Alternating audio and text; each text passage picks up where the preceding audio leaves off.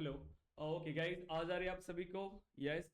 Divyanshu, Juned, Mayuresh, Shraddha, Vaibhav. Yes guys. Hmm. Yes, sir. Yes. Yes. Okay then. Okay guys, so आज का हमारा ये थर्ड सेशन है सेल्सफोर्स ट्रेनिंग का। राइट। सो लास्ट सेशन में हमने काफी सारे पॉइंट्स डिस्कस किए हैं सेल्सफोर्स के बारे में। करेक्ट। सो अभी तक हमने दो सेशंस डिस्कस किए हैं, जिसमें हमने फर्स्ट सेशन के अंदर हमने डिस्कस किया कि सेल्सफोर्स क्या है। So what is Salesforce and then what is CRM and need of CRM. क्यों बिजनेसेस सीआरएम एप्लीकेशन को यूज करते हैं, क्यों मार्केट में इतनी नीड होती है एक सीआरएम एप्लीकेशन की, और कैसे सीआरएम उनके बिजनेस में हेल्प करता है उन्हें ग्रो करने के लिए। राइट। सो सेकंड सेशन में देन हमने डिस्कस किया क्लाउड कंप्यूटिंग के बारे में। राइट। सो क्लाउड कंप्यूटिंग, अब ये बहुत ही इंपॉर्टेंट चीजें हैं जो हमने अभी तक डिस्कस किया है। लास्ट सेशन में हमने सेल्सफोर्स का अकाउंट बनाया, ताकि जो भी हम अभी प्रैक्टिस करने वाले हैं वो हम इसी ऑर्ग के अंदर इंप्लीमेंट करेंगे। ओके। सो मुझे बताइए कितने लोगों ने अकाउंट क्रिएट कर लिया है गाइज? मयूरेश ने शेयर किया है। ओके, बाकी स्टूडेंट्स? यस, श्रद्धा बना लिया है आपने। ओके। दिव्यांशु, यस आपने भी बना लिया है। जुनेद, वैभव, यस जुनेद क्रिएट कर लिया। वैभव, ओके, फिर शेयर क्यों नहीं Yes. किया स्क्रीनशॉट? स्क्रीनशॉट क्यों नहीं शेयर किया अपने ग्रुप पे? देखिए, ये ध्यान में रखिए, जब आप कहीं पे ज्वाइन कर रहे हो, किसी कंपनी में काम कर रहे हो या किसी कॉलेज में हो, कभी भी आपने एक चीज नोटिस किया होगा, अगर अभी आपका कॉलेज फिनिश हुआ है, सो आप देखो कि अगर आप कॉलेज में हो, अभी 1 साल या 2 साल बाद कॉलेज में जाके देखिए, चेक करिए कि वहां के टीचर्स आपको पहचानते हैं या नहीं। ठीक है। अब ये क्यों जरूरी होता है कि जहां पर भी आप हो, आपकी पहचान होना जरूरी है। हम क्या करते हैं, हमारा एकेडमिक रिकॉर्ड्स अच्छे हैं, ठीक है, हमें हमारे मार्क्स अच्छे हैं, सब कुछ है, बट फिर भी आपका जो प्रेजेंस होना चाहिए था वो वहां पे नहीं है। राइट। अब आप देखिए कि कोई अगर बहुत ही अच्छा है पढ़ाई में, ठीक है, टॉपर है, तो उसका नाम याद रहता है स्टूडेंट्स को, मतलब टीचर्स को, उनको पूरे टीचर्स पहचानते हैं और पूरा कॉलेज भी उसको पहचानता है। या फिर कोई ऐसा स्टूडेंट है जो किसी एक एक्टिविटी में अच्छा है तो उसे भी पहचानते हैं। ये जरूरी है अपनी पहचान बनाना, अपने अंदर अगर कोई नॉलेज है, कोई टैलेंट है, तो उसको दिखाओ, अपने काम को शो करो। लिंक्डइन पे देखा आपने, लिंक्डइन ओपन करते हो, कुछ भी पोस्ट कर रहे लोग, एक छोटी सी अचीवमेंट आ गई उसको पोस्ट कर रहे, क्यों? क्योंकि वो अपने काम को दिखा रहे हैं, और आपने जो इंप्लीमेंट किया वो आपने शेयर नहीं किया, क्यों? ये जरूरी है। आगे जाके आपको अपने काम को दिखाना है गाइस, कि आप कैसे बेहतर हो बाकी लोगों से, आप क्या कर रहे हो ये आपको दिखाना पड़ेगा। सो ये अभी से अपने अंदर आदत डाल दीजिए। जो भी आप पढ़ाई कर रहे हो, जो भी आप इम्प्लीमेंटेशन कर रहे हो, अब लिंक्डइन पे काफी सारे स्टूडेंट्स है, एक कंपोनेंट बनाते हैं या कुछ कोड लिखते हैं, वो लिंक्डइन पे अपडेट करते हैं, क्यों? क्योंकि वो आगे वाले इंसान को बता सके कि मैं डेली प्रैक्टिस कर रहा हूं, मैं डेली इसको इंप्लीमेंट कर रहा हूं, मुझे इस चीज का नॉलेज है। अगर कोई रिक्वायरमेंट आती है तो उनको जल्दी अपॉर्चुनिटीज मिलेगी। राइट। तो ये चीजें हैं, क्योंकि ऑलरेडी पता है रिक्रूटर्स को कि ये पर्सन डेली पोस्ट शेयर कर रहा है, इसको नॉलेज है सेल्सफोर्स के बारे में, और ये जॉब देख रहा है। राइट। तो ये जरूरी है। ठीक है। सो आपको भी ये सारी चीजें अपनी लाइफ के अंदर इंप्लीमेंट करना है। तो जो भी आप प्रैक्टिस कर रहे हो, आपका ग्रुप क्रिएट होने के बाद डेली आपको ग्रुप पे टास्क शेयर करनी है गाइस। ओके, क्लियर है यहाँ तक अभी? दिव्यांशु, जुनेद, मयूरेश, श्रद्धा, वैभव, क्लियर है guys? Yes. Yes. Yes, sir. Yes. Okay then.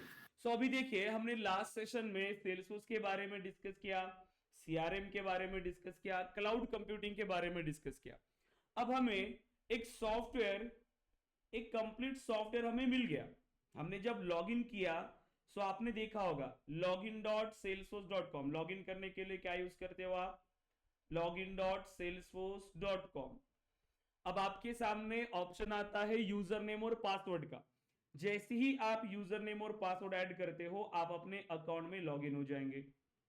काफी सारी चीजें आपको यहां पर मिलेंगी भी।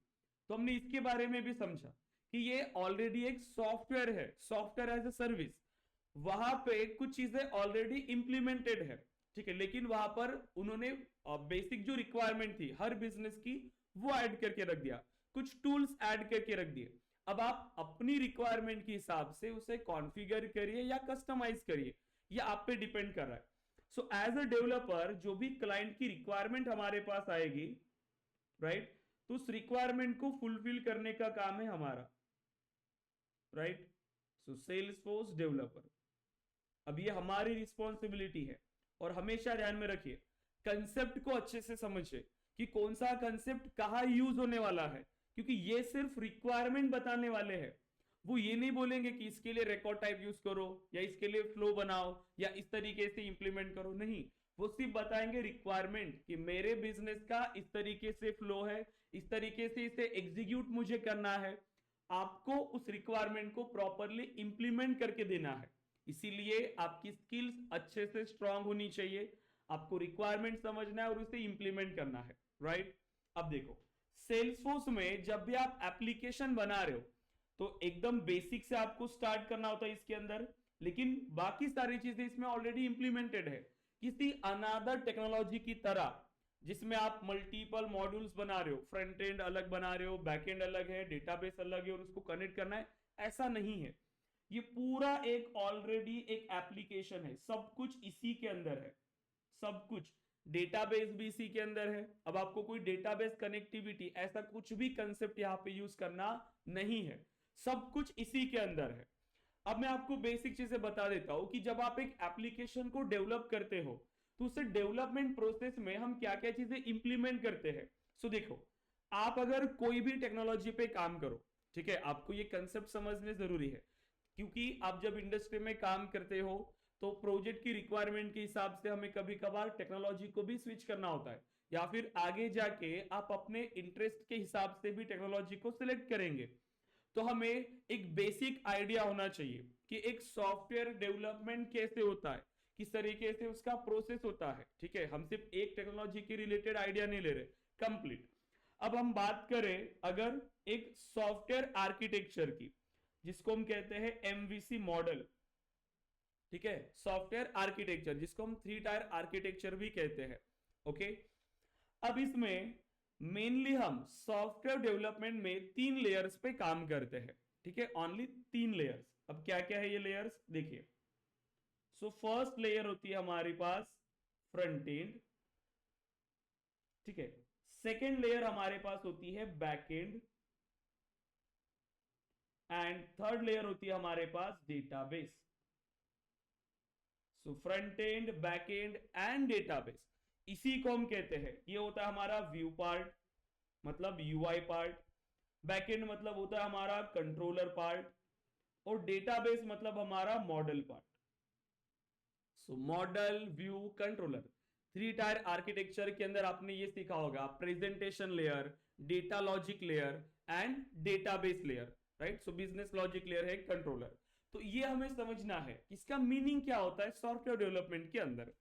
अब आप देखिए, फ्रंट एंड मतलब जब आप किसी एप्लीकेशन पे विजिट करते हो, किसी सॉफ्टवेयर को आप ओपन करते हो, तो जो उसका लुक एंड फील है कि आप जिससे इंटरैक्ट कर सकते हो उसमें, जब आप ओपन करेंगे आपको बटन्स दिखेंगी, राइट, आपको टेक्स्ट दिखेंगे, कुछ एनिमेशंस दिखेंगे आपको, राइट, कुछ वीडियोस दिख सकते हैं, कलर्स हो सकते हैं उसके अंदर। तो ये जितना भी पार्ट है कि आपका इंटरेक्शन कैसे होना चाहिए, आपको कैसे प्रेजेंट करना है उसे, वो पार्ट होता है आपका यूआई पार्ट, यूजर इंटरफेस, मतलब आपका व्यू और फ्रंट एंड। ये एप्लीकेशन का फ्रंट एंड है, ये भी काफी इंपॉर्टेंट है, क्योंकि आप देखो आप किसी एप्लीकेशन को ओपन करोगे, उसका यूआई अगर अच्छा है, यूजर फ्रेंडली है, और उसमें एनिमेशंस अच्छे हैं, प्रॉपरली स्मूथ यूआई है, तो उसको यूज करना और अच्छा लगता है। बट कोई ऐसा एप्लीकेशन है, फीचर काफी अच्छा है, बट उसको यूज करना उतना अच्छा नहीं लग रहा है, उसमें टेक्स्ट प्रॉपर नहीं है, उसका डिजाइन प्रॉपर नहीं है, तो हमें उसको यूज करने में उतना इंटरेस्ट नहीं आता। इसीलिए ये फ्रंट एंड पार्ट भी काफी इंपॉर्टेंट है। तो जिस भी एप्लीकेशन को आप एक्सेस कर रहे हो, तो वो आपका फ्रंट एंड पार्ट, सबसे पहले जो आप इंटरेक्ट करते हो आपके फ्रंट एंड पार्ट से, ओके। अब जब आप इसमें इंटरेक्शन परफॉर्म कर रहे हो, आपने कुछ इंसर्ट किया, आपने कुछ बटन पे क्लिक किया, तो आप जो इंटरेक्शन दे रहे हो उस इंटरैक्शन के बेस पे जो एक्शन परफॉर्म हो रही है, राइट, जो एक्शन परफॉर्म हो रही है, अब उसका लॉजिक कहां पे होगा? आपने बटन पे क्लिक किया, आप किसी दूसरे पेज पे चले गए, या फिर कुछ कैलकुलेशंस परफॉर्म हुआ, या किसी सर्वर को कॉल करके उसने डेटा रिटर्न किया, तो ये हो कैसे रहा है? आपने तो सिर्फ एक बटन क्लिक किया था, बट आपके बटन क्लिक पे कोई डिफरेंट लॉजिक एग्जीक्यूट हो रहा है, और वो लॉजिक लिखा होता है आपके कंट्रोलर के अंदर, राइट। सो वो लॉजिक कहां पे होगा? हमारे कंट्रोलर के अंदर, राइट। अब यहां पे जो भी बिजनेस लॉजिक है कि किस तरीके से आपके एप्लीकेशन ने परफॉर्मेशन करनी चाहिए, किस तरीके से उसका इंप्लीमेंटेशन होना चाहिए, राइट, उसकी फंक्शनैलिटी क्या होनी चाहिए, कि बटन क्लिक पे किस टाइप की एक्शन एग्जीक्यूट होनी चाहिए, वो सभी लॉजिक आपका इंप्लीमेंट होगा आपके कंट्रोलर पार्ट के अंदर। ओके, तो ये बिजनेस लॉजिक है। आप एप्लीकेशन का सिर्फ फ्रंट एंड एक्सेस कर रहे हो, आपको पता होता है कि ये फंक्शनलिटी उसने कैसे इंप्लीमेंट किया? नो, वो बैकएंड में कोड एग्जीक्यूट होता है, ठीक है। अब आपने ये भी नोटिस किया होगा कि जब आप किसी सॉफ्टवेयर को ओपन करते हो तो आपको उसमें कई सारा डेटा भी मिलता है, राइट। तो वो डेटा कहां पे स्टोर हो रहा है? तो वो डेटा स्टोर होता है डेटाबेस के अंदर, राइट। अब आप कितने सारे एप्लीकेशंस एक्सेस कर रहे हो डेली? व्हाट्सएप ओपन कर रहे हो, टाइप किया चैट बॉक्स पे, और वहां पर कुछ आपने मैसेज दिया, सिर्फ एक बटन है वहां पर, सेंड। अब सिर्फ सेंड करने से वो मैसेज किसी और को जा रहा है, बट कैसे? क्योंकि उसके पीछे कुछ लॉजिक एग्जीक्यूट हो रहा है, कुछ कंट्रोलर एग्जीक्यूट हो रहा है। अब जो चैटिंग आपने किया, जब तक आप उसको डिलीट नहीं कर रहे वो डिलीट नहीं हो रहा है, मतलब वो कहीं ना कहीं सेव होके रहता है। तो वो कहां सेव हो रहा है? वो आपके डेटाबेस में सेव हो रहा है, उस एप्लीकेशन के डेटाबेस में सेव हो रहा है। आपने फेसबुक पर इमेजेस अपलोड किया, इंस्टाग्राम पर इमेजेस अपलोड किया, वो अभी तक प्रेजेंट है, जब तक आप उसको डिलीट नहीं करोगे। तो वो कहां पे स्टोर होके रहती है? आपके डेटाबेस पार्ट के अंदर। तो ये तीनों लेयर्स पे हमें काम करना पड़ता है, front end, back end and database. Front end का मतलब जहां से आप इंटरैक्ट कर रहे हो, ठीक है, कुछ इनपुट दे सकते हो, बटन क्लिक कर सकते हो, वो आपका फ्रंट एंड पार्ट है। जो लॉजिक लिखा होता है कि आपके इंटरैक्शन के बेस पे जो लॉजिक एग्जीक्यूट हो, वो कहां पे लिखा होगा? कंट्रोलर के अंदर। जो डेटा स्टोर होता है, तो वो डेटा कहां पे स्टोर हो रहा है? डेटाबेस के अंदर। अब सिंपल है, front end, back and, database. अब सिंपल एग्जांपल देखो, हमने सेल्सफोर्स का अकाउंट बनाया। अब आप सेल्सफोर्स में लॉगिन करने के लिए login.salesforce पे जाते हो, फेसबुक पे लॉगिन करते हो, इंस्टाग्राम पे लॉगिन करते हो, लिंक्डइन पे लॉगिन करते हो। हर एप्लीकेशन का जो लॉगिन पेज है वो डिफरेंट है, यस। डिजाइन डिफरेंट मिलेगा आपको, यस और नो?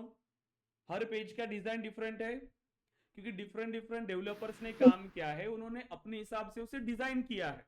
हर एप्लीकेशन का आपका लॉगिन पेज आपको डिफरेंट मिलेगा, करेक्ट। उसकी इमेजेस होंगी, वहां पर टेक्स्ट होंगे, कुछ एनिमेशंस होंगे, राइट। बट फंक्शनलिटी तो वो एक ही परफॉर्म कर रहा है।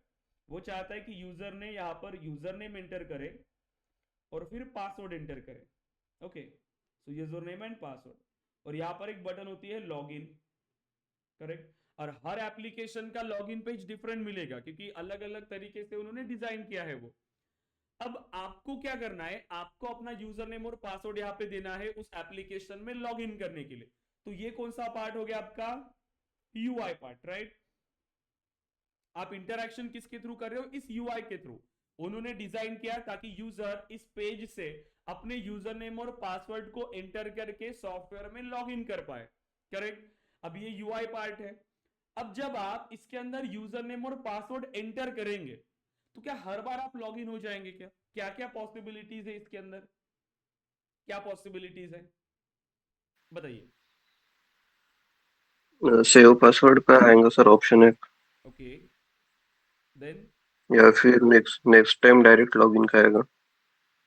ओके, इसमें पॉसिबिलिटीज क्या है? डेवलपर पॉइंट ऑफ व्यू से सोचना है अभी आपको हमेशा, कि आप कुछ डेवलप कर रहे हो, अब यूजर यहां से इंटरैक्शन कर रहा है, तो वो यूजर क्या इनपुट कर सकता है, आपका एप्लीकेशन किस तरीके से बिहेव करना चाहिए। अभी आपको जो भी रिक्वायरमेंट मिली है, हमेशा इस पॉइंट ऑफ व्यू से आप सोचेंगे कि आप डेवलपर हो, आप कुछ बना रहे हो, आप घर बना रहे हो या रोड बना रहे हो, तो आपको पता होना चाहिए कि इस पे लोग किस तरीके से चलने वाले हैं, कहां से साइड से देना है, क्या क्या करना है, ये सब आपको डिसाइड करना होगा कि आपके यूजर्स किस तरीके के हैं, कि किस तरीके के इनपुट आपको आ सकते हैं, ताकि हर रिक्वेस्ट को हैंडल करना ये आपकी रिस्पॉन्सिबिलिटी है। करेक्ट। अब सोचिए कि क्या हो सकता है इस केस में, यूजर कैसे इनपुट कर Wrong, सकते हैं। wrong password or correct, wrong user. वो रॉन्ग पासवर्ड भी तो ऐड कर सकते हैं ना। हर बार यूजर नेम और पासवर्ड करेक्ट हो ये तो पॉसिबल नहीं है। कोई हो सकता है कि वो ट्राई कर रहा है या फिर वो पासवर्ड भूल गया। तो ये सभी फंक्शनैलिटी भी डेवलपर को ध्यान में रखना होता है। सो हमेशा जब भी आप एप्लीकेशन को डेवलप करेंगे, positive and negative test cases को रन करना बहुत जरूरी है। ठीक है। सो कंट्रोलर सबसे इंपॉर्टेंट होता है, क्योंकि ये मेन है, आपके बैकबोन है ये आपके एप्लीकेशन का बैकएंड पार्ट, कि आप यूजर जिस तरीके से इंटरेक्शन कर रहा है तो आपका सॉफ्टवेयर उस रिक्वेस्ट को किस तरीके से हैंडल करेगा, कैसे उसको रिस्पॉन्स देगा, ये आपके एप्लीकेशन का जो लॉजिक है वो आपको इंप्लीमेंट करना है। मतलब उस सॉफ्टवेयर का ब्रेन आप इंप्लीमेंट कर रहे हो, राइट। तो इसी के लिए लॉजिकल थिंकिंग बहुत स्ट्रांग होनी चाहिए। सिंपल है। अब देखो, अब यूजर इंटरेक्ट करेगा, अपने यूजर नेम और पासवर्ड को ऐड कर रहा है। तो जैसे ही उसने लॉगिन बटन पे क्लिक किया, तो वो लॉजिक कहां पे है, कंट्रोलर के पास, कि यूजर ने यूजर नेम और पासवर्ड इंसर्ट करने के बाद हमें क्या करना चाहिए। तो यहां पर कोई लॉजिक होगा, वो एग्जीक्यूट होगा। अब सिंपल हमें पता है कि अगर आपने करेक्ट यूजर नेम और पासवर्ड ऐड किया तो लॉगिन हो जाएंगे। यूजर नेम करेक्ट है लेकिन पासवर्ड गलत है तो एरर आएगा। क्या एरर आएगा, इनकरेक्ट पासवर्ड। या फिर और एक पॉसिबिलिटी है कि किसी यूजर ने इस तरीके का यूजर नेम ट्राई किया जो उसके पास है ही नहीं, उसका यूजर नेम का कोई यूजर ही नहीं उसके पास, ऐसा भी हो सकता है। तो वो डिफरेंट एरर देंगे, user name does not exist, right. तो डिफरेंट डिफरेंट तरीके हैं, जिस तरीके से इनपुट आ सकता है वैसे आपको आउटपुट शो करना है। तो इसे कैसे पता, इस सॉफ्टवेयर को कैसे पता कि आपका यूजर नेम क्या है, आपका पासवर्ड क्या है, कैसे पता रहेगा। क्या होता होगा देन, कि जब लॉगिन पेज है तो कोई रजिस्ट्रेशन का भी पेज होगा इसके अंदर, जहां से यूजर ने अपना अकाउंट क्रिएट किया होगा। जब ये अकाउंट क्रिएट किया तो यहां पर इन्होंने उसकी सभी डिटेल्स को शेयर किया होगा, अपने पासवर्ड को जनरेट किया होगा। तो ये सभी डिटेल्स कहां पे स्टोर होगी इनकी, डेटाबेस के अंदर। क्लियर है। डेटाबेस में। तो ये सभी डिटेल्स कहां पे, डेटाबेस। मतलब उस सॉफ्टवेयर के डेटाबेस में आपका यूजर नेम और पासवर्ड प्रेजेंट है। यूजर नेम एंड पासवर्ड, ऐसे जितने भी यूजर्स होंगे सभी का डेटा उनके पास है। आपने जैसे ही यूजर नेम दिया, उसने क्या किया, दोनों को ऐड कर लिया। जो भी यूजर नेम आपने इंटर किया है वो उसको पता है, जो पासवर्ड आपने इंटर किया वो क्या करेगा, जो यूजर नेम आपने इंटर किया वो क्वेरी करेगा डेटाबेस में, इस यूजर नेम को फाइंड करेगा। यस, यूजर नेम प्रेजेंट है क्या, अगर है तो उस यूजर नेम को फेच करेगा, उसके पासवर्ड को भी फेच करेगा, right. User name and password को वो फेच करेगा। बट अगर यूजर नेम और पासवर्ड, ठीक है, करेक्ट है तो लॉगिन हो जाएंगे। वो चेक करेगा, इस यूजर नेम को डेटाबेस से फेच किया, उसका पासवर्ड फेच किया, दोनों पासवर्ड को मैच किया, जो यूजर ने एंटर किया है और जो डेटाबेस में है। अगर दोनों करेक्ट है तो क्या हो जाएंगे, वो लॉगिन, दूसरा पेज लोड होगा और आप इस एप्लीकेशन में लॉगिन हो जाएंगे। बट यूजर नेम करेक्ट है, बट जो पासवर्ड डेटाबेस में और जो पासवर्ड आपने इंसर्ट किया वो मैच नहीं हो रहा है, वो क्या कहेगा, इनकरेक्ट पासवर्ड, एरर देगा। अगर आपने जो यूजर नेम एंटर किया वो सेम यूजर नेम लेके डेटाबेस के पास जाएगा, कंट्रोलर चेक कर रहा है क्वेरी करके कि इस यूजर नेम को फेच करो, अब उसको एक भी डेटा नहीं मिला, इस यूजर नेम का डेटा ही नहीं है, तो वो आपको डिफरेंट एरर देगा कि ऐसा कोई यूजर हमारे सिस्टम में नहीं है। करेक्ट। तो जिस तरीके से इनपुट आ रहा है उसी तरीके से अपने एप्लीकेशन से उसे रिस्पॉन्स जा रहा है। तो ये सभी लॉजिक हमें इंप्लीमेंट करना होता है बैकएंड में।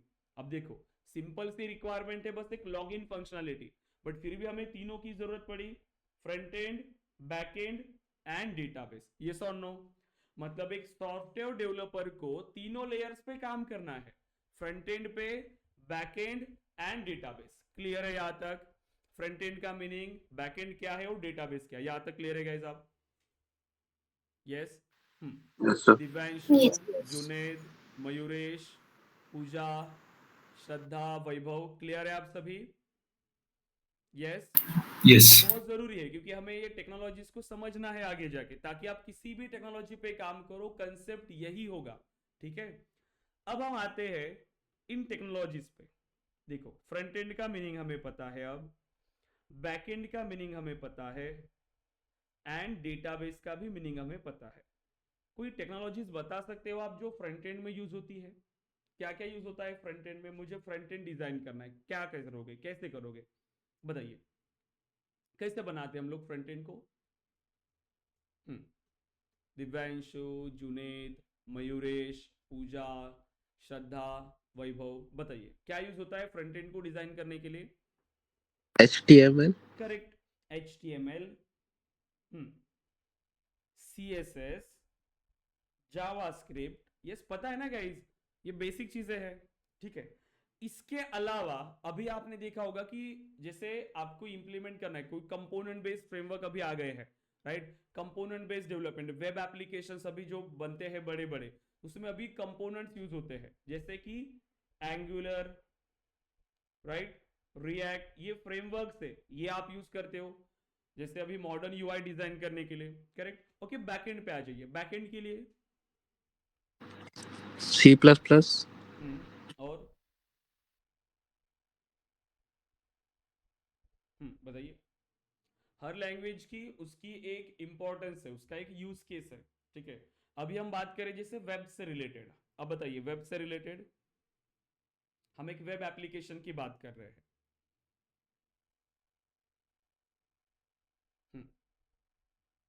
सिंपल है ना गाइस? जावा पता है आपको, पाइथन पता है आपको, नोड जेएस पता है आपको, यस। ये सभी बैकएंड SQL, के लिए यूज होता है। ठीक है, बैकएंड में कोड करने के लिए। डेटाबेस तो पता होंगे, SQL, एसक्यूएल डेटाबेस नहीं है।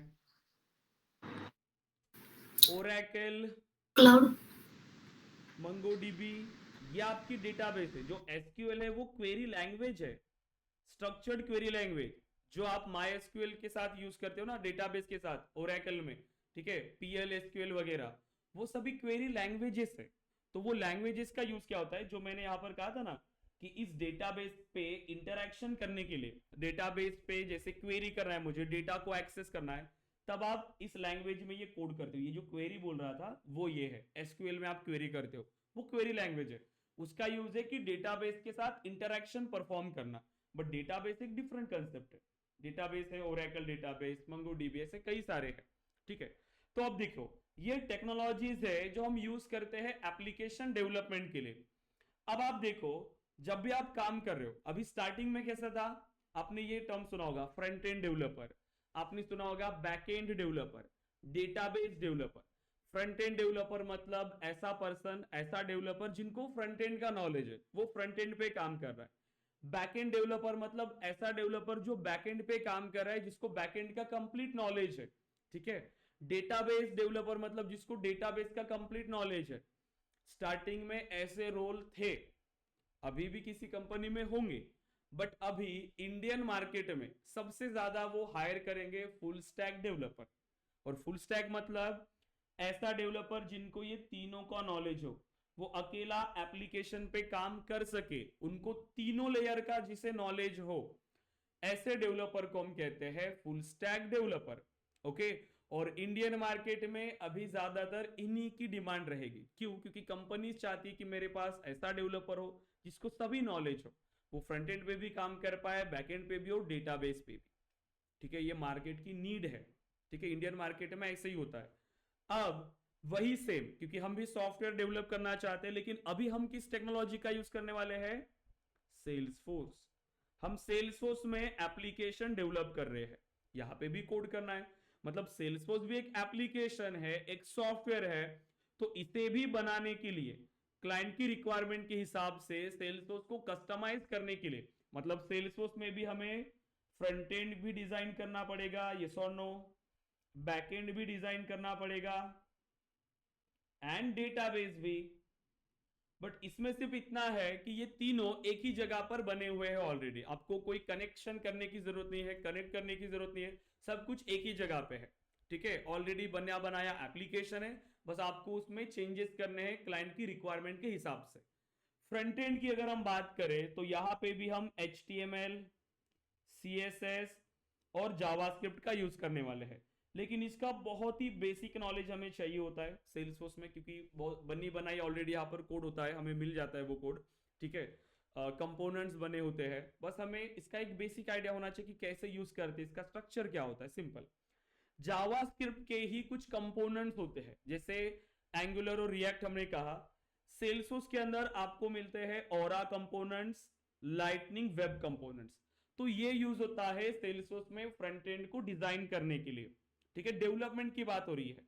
अगर एडमिन की बात करें तो मतलब बिना कोडिंग के भी हो सकता है, तो यहां पर आपके पास ऑप्शन है UI कस्टमाइजेशन, ठीक है, UI कस्टमाइजेशन, पेज लेआउट्स बिना कोडिंग के, ठीक है, page layouts, again app builder, जिसमें आप चेंजेस कर सकते हो, उसमें इंप्लीमेंटेशन कर सकते हो, लेकिन इसमें लिमिटेड काम होगा, ठीक है, जो वर्क होगा वो लिमिटेड, कि पेज लेआउट में जितनी फंक्शनलिटीज है आप उतनी ही चेंज कर पाओगे, बटन्स को इधर उधर कर सकते हो, नई बटन्स बना सकते हो, सिंपल, बिना कोडिंग के। बट मुझे अगर एक कंप्लीट न्यू पेज चाहिए, एक न्यू डिजाइन चाहिए, तो आपको फिर कोड करना पड़ेगा उसके लिए, ठीक है, इनका यूज करना पड़ेगा। बहुत सिंपल है लेकिन, ठीक है, सब कुछ हम बेसिक से पढ़ेंगे। बैकएंड की अगर हम बात करें, सो बैकएंड का कंप्लीट कोड जो हम यूज करते हैं यहां पर वो है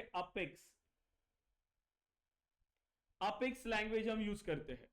अपेक्स मतलब एक बैकबोन है आपके सेल्सफोर्स डेवलपमेंट का, क्योंकि कंप्लीट कोड हम अपेक्स लैंग्वेज में इंप्लीमेंट करने वाले हैं, ठीक है, अपेक्स के अंदर। तो अपेक्स अच्छे से हमें सीखना है और हम बहुत बेसिक से इसको स्टार्ट करेंगे। सो मेरी गारंटी तो ये है कि मैं आपको प्रोग्रामिंग में स्ट्रांग बनाने वाला हूं, एकदम प्रो बनाने वाला हूं। बस आपको उतना टाइम देना है, डेली प्रैक्टिस करना है। डेटाबेस सेल्सफोर्स जो है वो ओरेकल डेटाबेस यूज करता है इंटरनली, लेकिन जैसे हमने कहा कि डेटाबेस के साथ इंटरेक्ट करने के लिए आपको क्वेरी लैंग्वेज की जरूरत पड़ती है। तो यहां पे हम जो क्वेरी लैंग्वेजेस यूज करते हैं वो है SOQL and SOSL, Salesforce object query language, Salesforce object search language. तो जैसे SQL है ना आपका, SQL जैसे आपने कमांड कोई क्वेरी लिखते हो डेटाबेस में, वैसे ही SOQL भी वर्क करता है, सेम ही है, कुछ ज्यादा डिफरेंस नहीं है। लेकिन सेल्सफोर्स ने अपने एप्लीकेशन के लिए, अपने प्लेटफॉर्म के लिए खुद की ये क्वेरी लैंग्वेजेस बनाई, खुद की ये प्रोग्रामिंग लैंग्वेज बनाई, लेकिन कंसेप्ट सेम है। क्वेरी लैंग्वेज का भी कंसेप्ट सेम है, काम भी सेम है, लगभग सिंटैक्स भी सेम है। अपेक्स का भी सेम। आप अगर कोई एक प्रोग्रामिंग लैंग्वेज है तो उसी से मिलता जुलता भी ये प्रोग्रामिंग लैंग्वेज है, राइट। बस थोड़े से फीचर्स इसमें आपको डिफरेंट मिलेंगे, सिंटैक्स आपको थोड़ा डिफरेंट मिलेगा बस, लेकिन बहुत सिंपल है, ठीक है, मतलब बहुत सारी चीजें सीखने की जरूरत नहीं है। तो इन्होंने उतना ही इंप्लीमेंट किया जितना उनको काम का है, राइट, अपेक्स में। जैसे जावा अगर सीखने के लिए जाओगे कोर जावा, तो कोर जावा को सीखने के लिए ही 2 महीने लगेंगे आपको, इतना सारा आपको सीखना पड़ता है। लेकिन अपेक्स में ऐसा नहीं है, आप उसको बहुत कम टाइम के अंदर सीख सकते हो, क्योंकि जो काम की चीजें हैं वहां पर वही आपको मिलेंगी, ठीक है। और अगर बैकएंड की बात करें एडमिन में, तो आपके पास वैलिडेशन रूल है, राइट, आपके ऑटोमेशन टूल है, ये आप इंप्लीमेंट कर सकते हो, लेकिन इसमें अगेन लिमिटेड वर्क, ठीक है, लिमिटेड होगा। डेटाबेस में भी सेम, आपको पूरा डेटा सेटअप करने के लिए, कंप्लीट एक डेटाबेस को सेटअप करने के लिए कोई भी कोडिंग की जरूरत नहीं, कोई भी कोडिंग की नहीं। क्वेरी भी आप तब यूज करोगे जब आपको अपेक्स में इसकी जरूरत पड़ेगी, जब आप कोड के अंदर कोई डेटा एक्सेस करना चाहते हो तब आप क्वेरी करोगे, लेकिन बाकी डेटा तो सिर्फ UI के थ्रू आप एक्सेस कर सकते हो, डेटा मॉडलिंग के थ्रू। डेटा को एक्सेस करना है, डेटा को क्रिएट करना है, इंसर्ट करना है, अपडेट करना है, डिलीट करना है, सब कुछ। देखो तो यहां पर जैसे हम लॉगिन करते हैं, सो मैं आपको लॉगिन करके बता देता हूं एक ऑर्ग में। सो लॉगिन पे गए, लॉगिन पे क्लिक किया, क्योंकि ये ऑलरेडी एक डेटाबेस ही है, पूरा एक एप्लीकेशन ही है ऑलरेडी। बस आपको ये डेटाबेस तो बना है, अब आपको अपनी रिक्वायरमेंट के हिसाब से यहाँ पर ऑब्जेक्ट्स बनाने होंगे।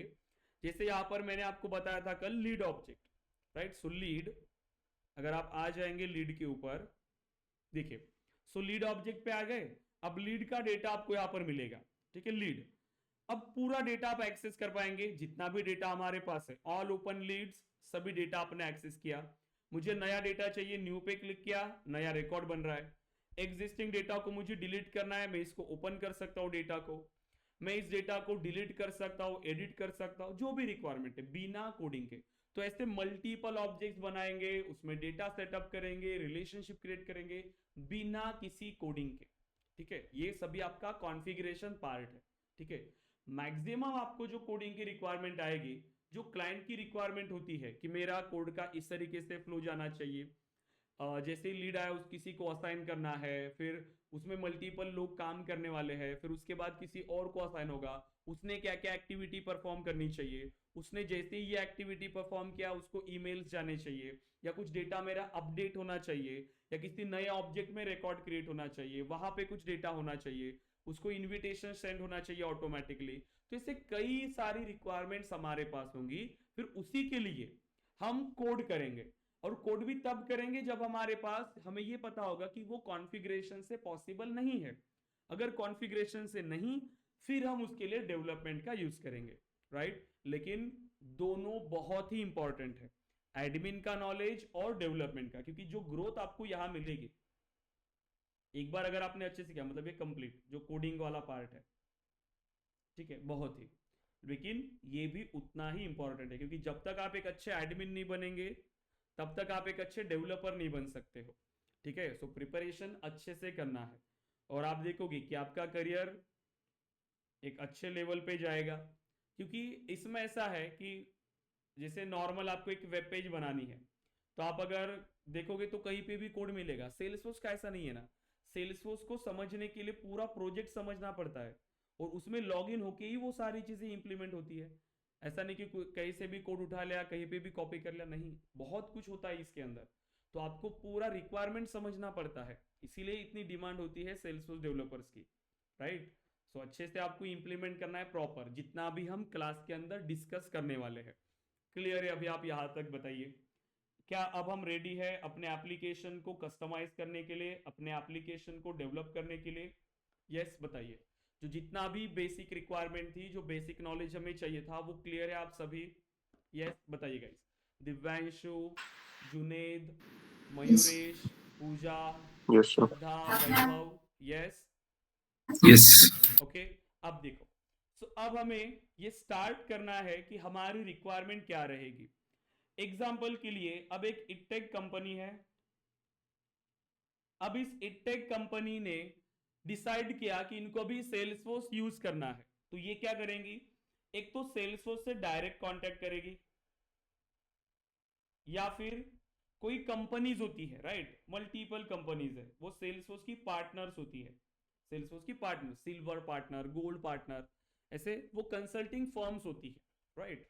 तो ये कंसल्ट करेंगे किसी अनदर कंपनी से, इसके पास भी जो भी पर्सन होगा वो इस टीम से कांटेक्ट करेंगे, और उसके बाद डिसाइड करेंगे कि आपकी रिक्वायरमेंट क्या है, आपकी रिक्वायरमेंट के हिसाब से आपका कौन सा सेल्सफोर्स डेवलपर एडिशन लेना होगा, अब क्या रिक्वायरमेंट है उस हिसाब से कितने लाइसेंसेस हमें देना होगा, सब कुछ। तो सेल्सफोर्स से कांटेक्ट करना, परचेसिंग वगैरह का काम फिर ये पर्सन उनके बिहाफ में ये करके देगा, राइट, और कंप्लीट उसका इंप्लीमेंटेशन, राइट। अब इंप्लीमेंटेशन के बाद, मतलब इंप्लीमेंटेशन के लिए किसके पास आएगा, हमारे पास। हम कौन है, Salesforce developers, right, Salesforce developers. अब इसने अकाउंट ले लिया इस कंपनी ने, तो अब उनके पास एक ऑर्ग रेडी है, एकदम स्क्रैच ऑर्ग, इसको हम कहते हैं स्क्रैच ऑर्ग, जिसमें अब कोई भी इंप्लीमेंटेशन नहीं है, जैसे आपने बनाया बस वैसा ही ऑर्ग आपको मिल जाएगा, जिसमें कोई भी इंप्लीमेंटेशन अब नहीं है, बिल्कुल स्क्रैच है।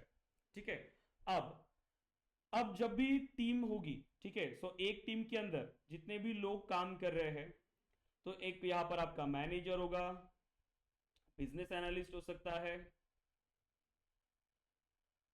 अब ये रोल आपको कुछ डिफरेंट मिल सकता है, एक तो business analyst, business administrator, Salesforce admin, ऐसे कई सारे रोल।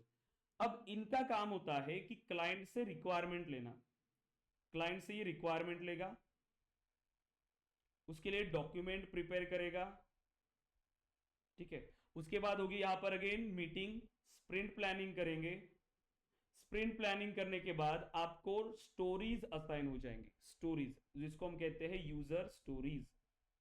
तो वहां पर इन्होंने समझा कि ठीक है, इनको इनका बिजनेस मॉडल क्या है कि वो एक एडटेक पे काम कर रहे हैं, एडटेक, वो चाहते हैं कि स्टूडेंट का डेटा उनके पास रहे, ठीक है, एम्प्लॉयज का डेटा, उनके कोर्सेज का डेटा, सब कुछ।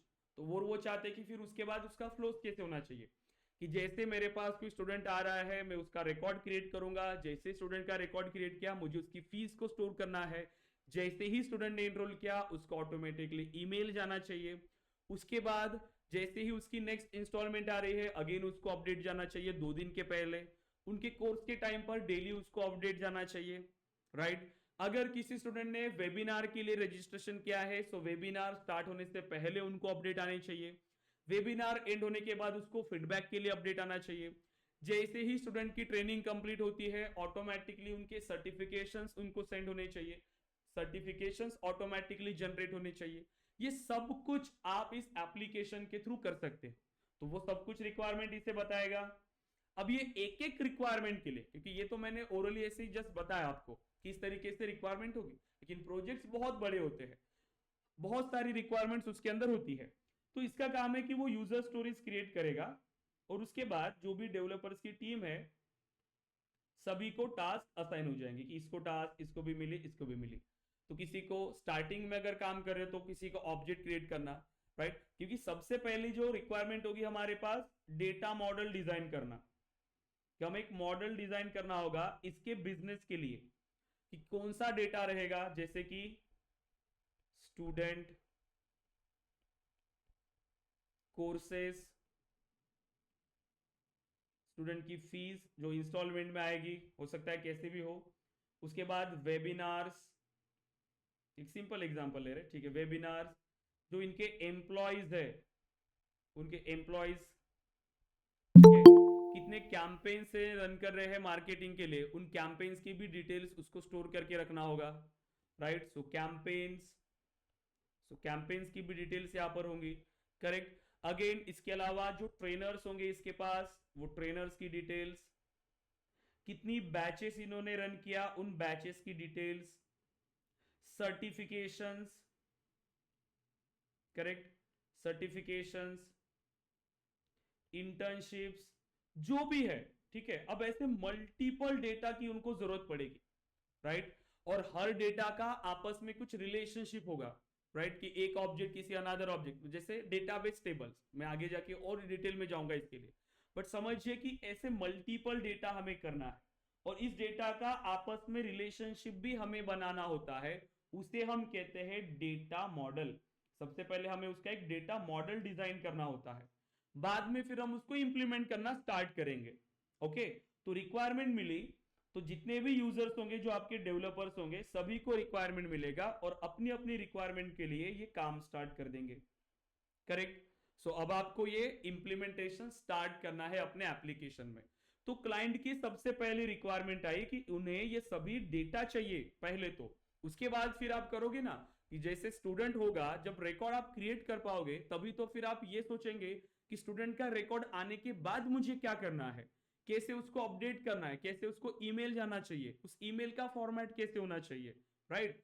फिर आपको इसी डेटा के ऊपर ऑपरेशंस परफॉर्म करने हैं, इसी डेटा मॉडलिंग के ऊपर फिर आपको रिक्वायरमेंट आती है कि कोर्सेज का फ्लो कैसे होना चाहिए, एक ट्रेनिंग का फ्लो कैसे होना चाहिए, किस तरीके से हमें उसको एग्जीक्यूट करना है, ठीक है। फिर हमें वहां पर इंप्लीमेंटेशन करना पड़ता है, लेकिन सबसे पहला स्टेप डेटा मॉडल, राइट। तो सबसे पहले हम यहाँ पे स्टार्ट करेंगे हमारा डेटा मॉडलिंग पार्ट, सेल्सफोर्स के अंदर हम स्टार्ट करेंगे डेटा मॉडलिंग। ओके, अब देखिए बहुत बेसिक से स्टार्ट करते हैं। जब भी बात आ रही है डेटा की, डेटाबेस की, तो इसका कंसेप्ट हमें क्लियर होना चाहिए, क्योंकि जो भी डेटा आप ये स्टोर कर रहे हो ये कहां पे स्टोर हो रहा है, डेटाबेस में स्टोर हो रहा है, ये और नो, सेल्सफोर्स के डेटाबेस में डेटा स्टोर हो रहा है, जितने भी ऑब्जेक्ट्स बनेंगे, जितने भी रिकॉर्ड्स आप बनाओगे वो डेटाबेस में स्टोर हो रहा है। अब बताओ मुझे, सबसे पहले आप ये ट्राई करें मुझे कि डेटाबेस का मीनिंग क्या है ये बताने के लिए ट्राई करें, कौन बता पाएगा, what is data, only data, what is data, data क्या है, इंफॉर्मेशन। करेक्ट, एनी इंफॉर्मेशन ये आपका डेटा है, राइट, एनी इंफॉर्मेशन, कोई भी इंफॉर्मेशन हो ये आपका डेटा है, राइट। स्टूडेंट का नेम, ईमेल, फोन, ये सब आपके लिए डेटा है, राइट। और ये डेटा किसी भी फॉर्म में हो सकता है, टेक्स्ट हो सकता है, ये नंबर हो सकता है, राइट, इसके अलावा ये पिक्चर्स हो सकते हैं, राइट, इसके अलावा अगेन वीडियोस हो सकता है, ऑडियो हो सकता है, ये सभी हमारा डेटा है, करेक्ट। कैरेक्टर्स हो सकते हैं। अब इस डेटा को हमें स्टोर करना है। कहाँ स्टोर करते हैं डेटा को, बताइए। डेटा को डेटाबेस हमें में। स्टोर करना है, यस, डेटाबेस में। डेटाबेस में, राइट। जो भी हमारे पास डेटा है, आप इस डेटा को डेटाबेस में स्टोर करना चाहते हो। क्यों हम इसमें डेटाबेस में स्टोर कर रहे हैं डेटा को? ओके, डेटाबेस से पहले कोई ऑप्शन थे क्या हमारे पास? डेटाबेस से पहले कुछ ऑप्शंस थे?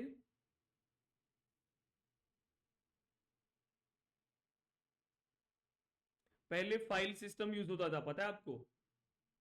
फाइल सिस्टम, फिर आ गया कंप्यूटराइज सिस्टम, और अभी डेटाबेस। क्योंकि डेटाबेस में जो डेटा होता है वो आप इजीली एक्सेस कर सकते हो, ये सिक्योर होता है डेटा, राइट। इसीलिए हम डेटाबेस में स्टोर करते हैं, क्योंकि ये ऑर्गेनाइज्ड फॉर्मेट में आप स्टोर कर पाते हो, राइट। सो डेटाबेस का मीनिंग क्या है? Organised collection of data, organised collection of data, right, is called a database. एक डेटाबेस है जिसमें आप ऑर्गेनाइज्ड वे में डेटा को स्टोर करते हो, जिससे आप इस डेटा को इजीली एक्सेस कर पाओ, रिट्रीव कर पाओ, डिलीट कर पाओ, एडिट कर पाओ, जो भी आपको ऑपरेशन चाहिए। सो इफेक्टिवली आप इस पे ऑपरेशंस परफॉर्म कर सकते हो, इसीलिए हम डेटा को डेटाबेस में स्टोर कर रहे हैं, राइट। अब डेटाबेस के अंदर जो डेटा स्टोर होता है, ये कैसे स्टोर होता है?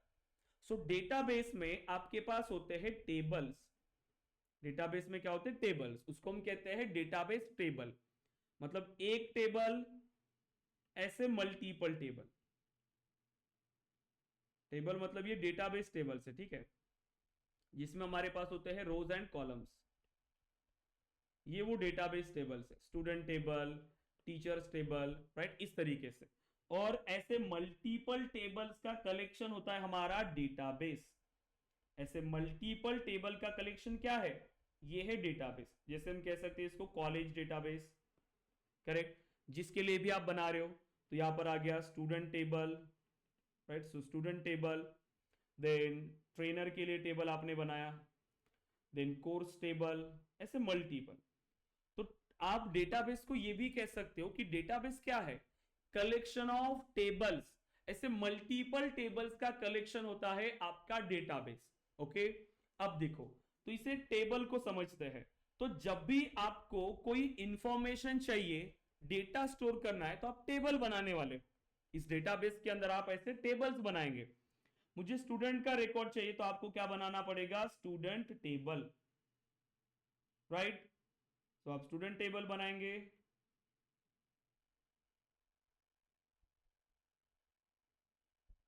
Correct. So ID, the name, email, phone, then address, ऐसे जो भी इंफॉर्मेशन होगी वो आप प्रोवाइड करेंगे। जैसे मैंने कहा, so 101 and then Raj, 102 Sahil, 103 Kunal, 104 Rajesh, correct. ऐसे आप सभी डेटा इसमें क्रिएट करेंगे। तो जैसे जैसे आपके पास रिकॉर्ड्स आएंगे, आपकी रोज यहां पर बढ़ती जाएंगी, करेक्ट। आप ऐसे रोज यहां पर ऐड करते हुए जाओगे, करेक्ट। तो इसे हम कहते हैं टेबल।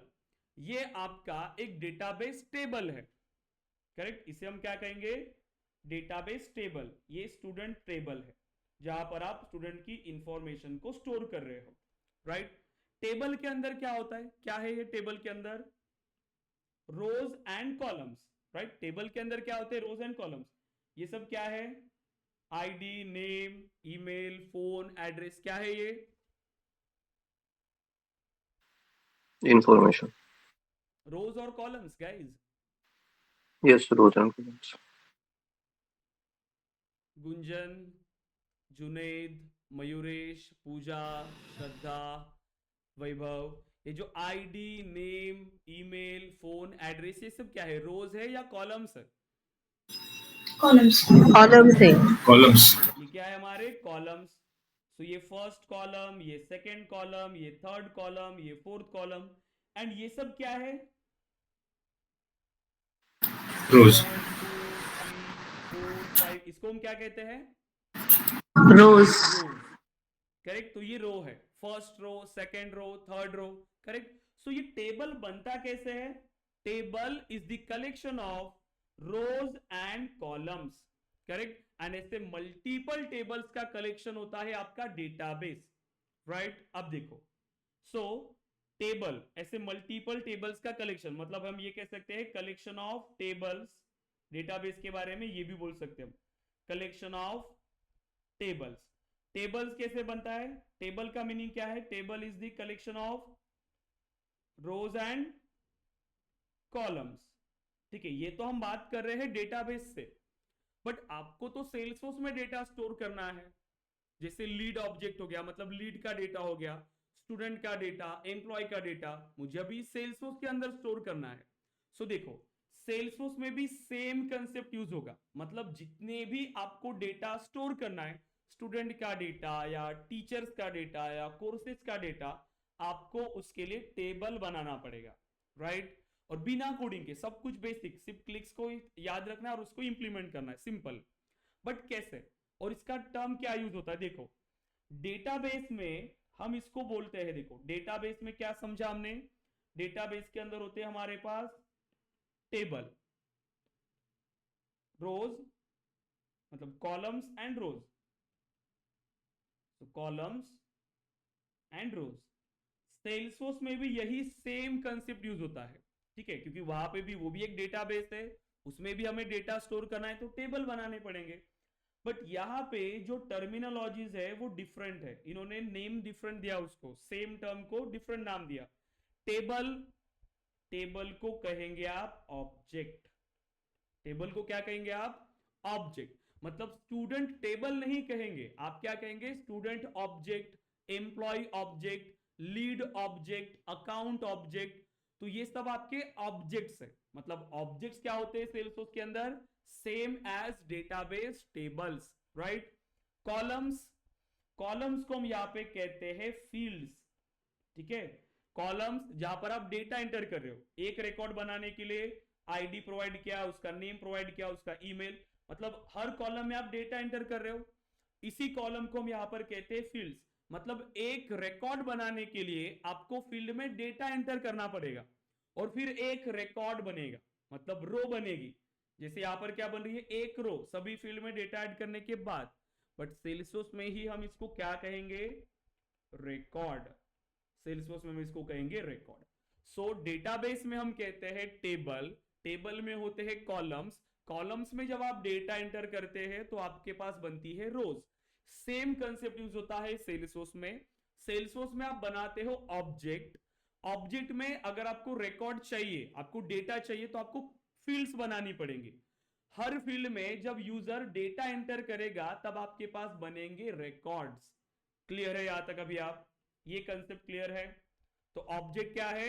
Database tables. यहां तक क्लियर है आप सभी? अब देखिए, तो अगर मैंने सेल्सफोर्स में लॉगिन किया, मैंने लीड को ओपन किया, मतलब लीड क्या है? लीड में मैं डेटा स्टोर कर रहा हूं, मतलब लीड क्या है? Object. ऑब्जेक्ट है। क्लियर है Database. लीड एक ऑब्जेक्ट है। वैभव, श्रद्धा, पूजा, मयूरेश, जुनेद, गुंजन, दिव्यांशु, सो लीड एक ऑब्जेक्ट है। अब ये सब क्या है? Name, company, state, email, lead status, इसे क्या कहेंगे? Field Fields. करेक्ट। ये सब क्या है? हमारी फील्ड्स।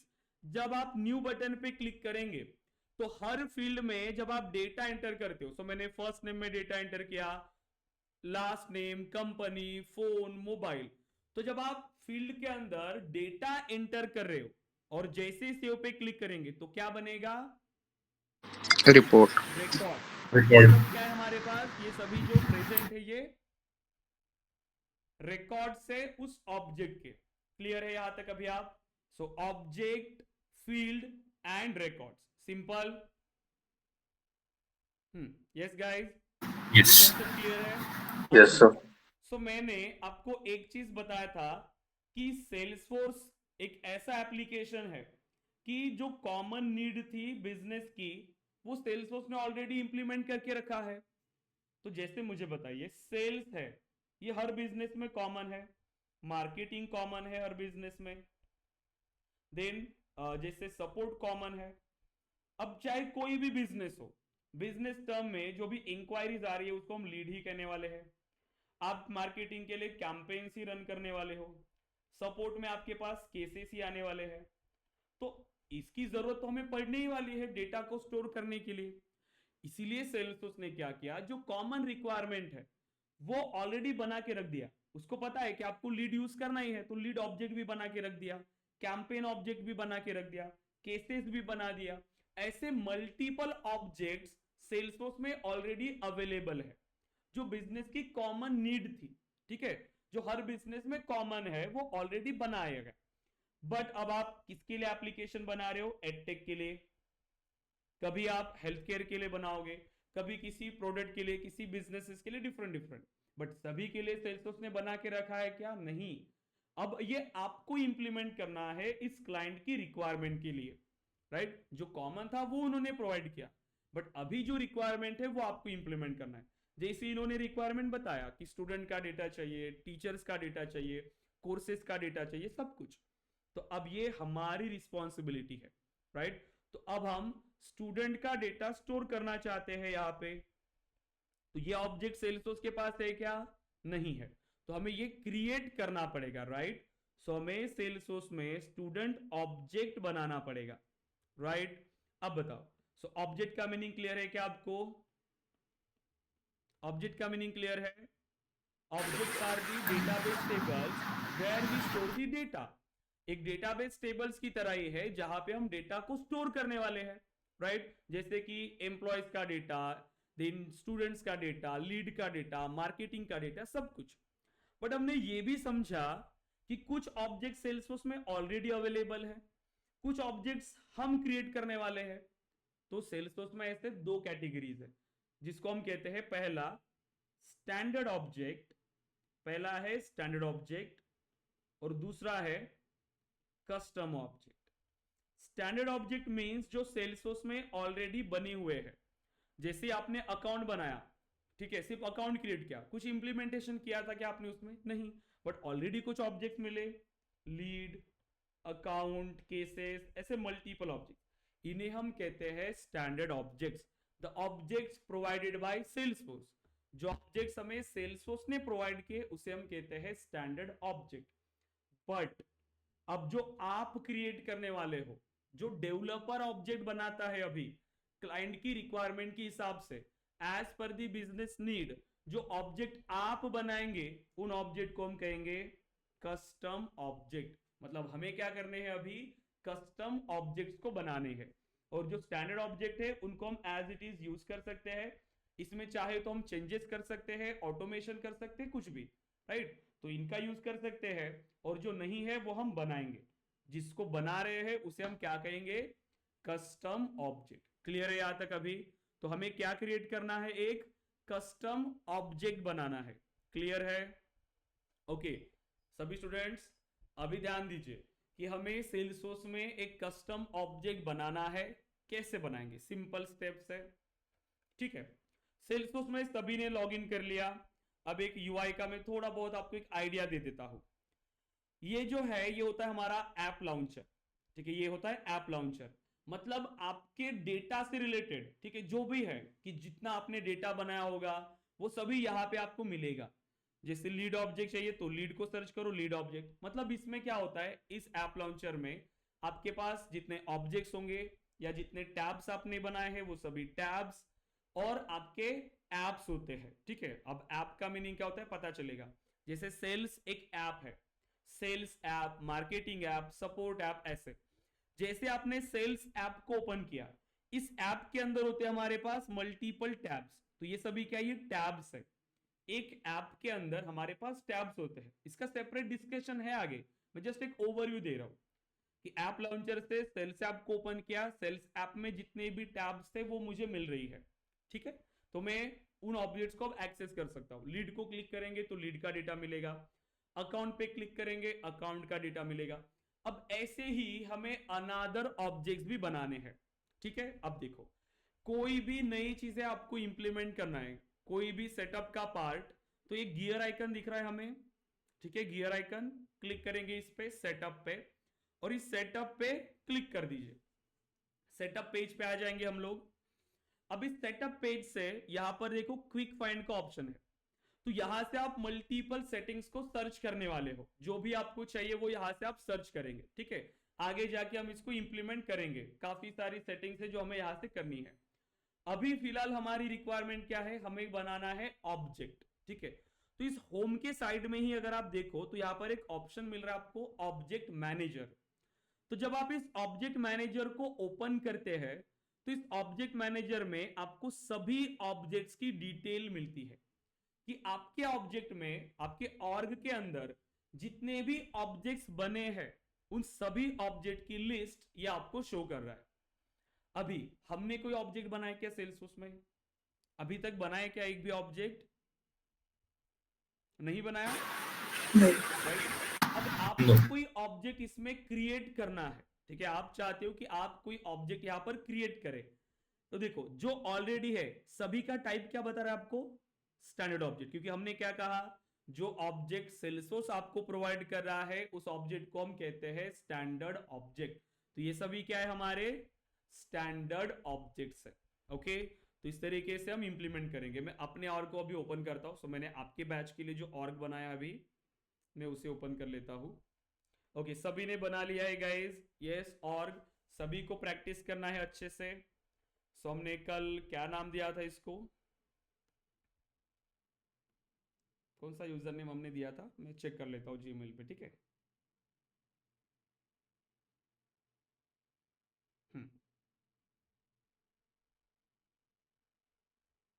सो लॉगिन करने के लिए अपना यूजर नेम प्रोवाइड करेंगे and then password and login. अब जैसे लॉगिन पे क्लिक करेंगे अब आप अपने अकाउंट में लॉगिन हो जाएंगे। क्या पासवर्ड रखा था इसका,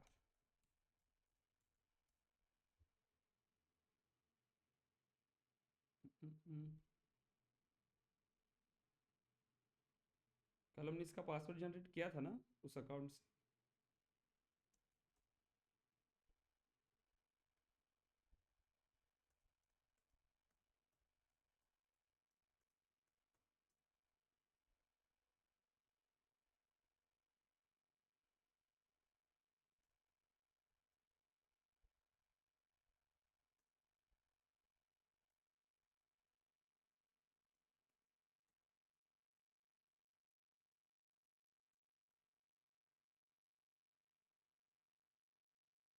ठीक है, मैंने और एक बनाया था, उसको ओपन करते। शायद इसका पासवर्ड हमने जनरेट नहीं किया था कल।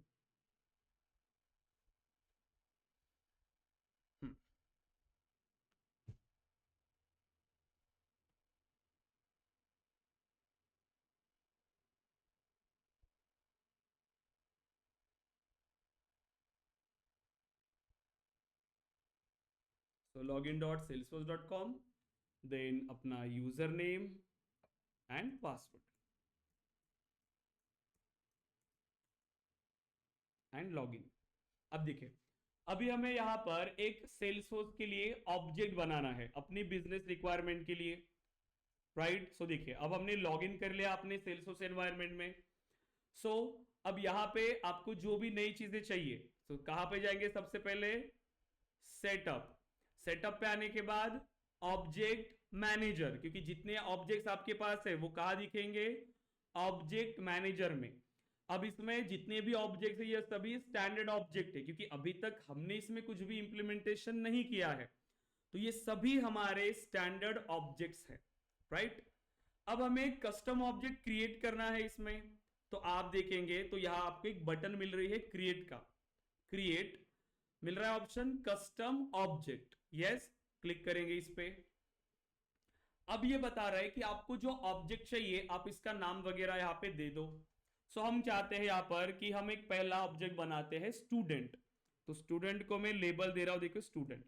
देखिए मैंने लेबल दिया, मैंने अभी तक कहीं पे क्लिक नहीं है, सिर्फ एंटर किया।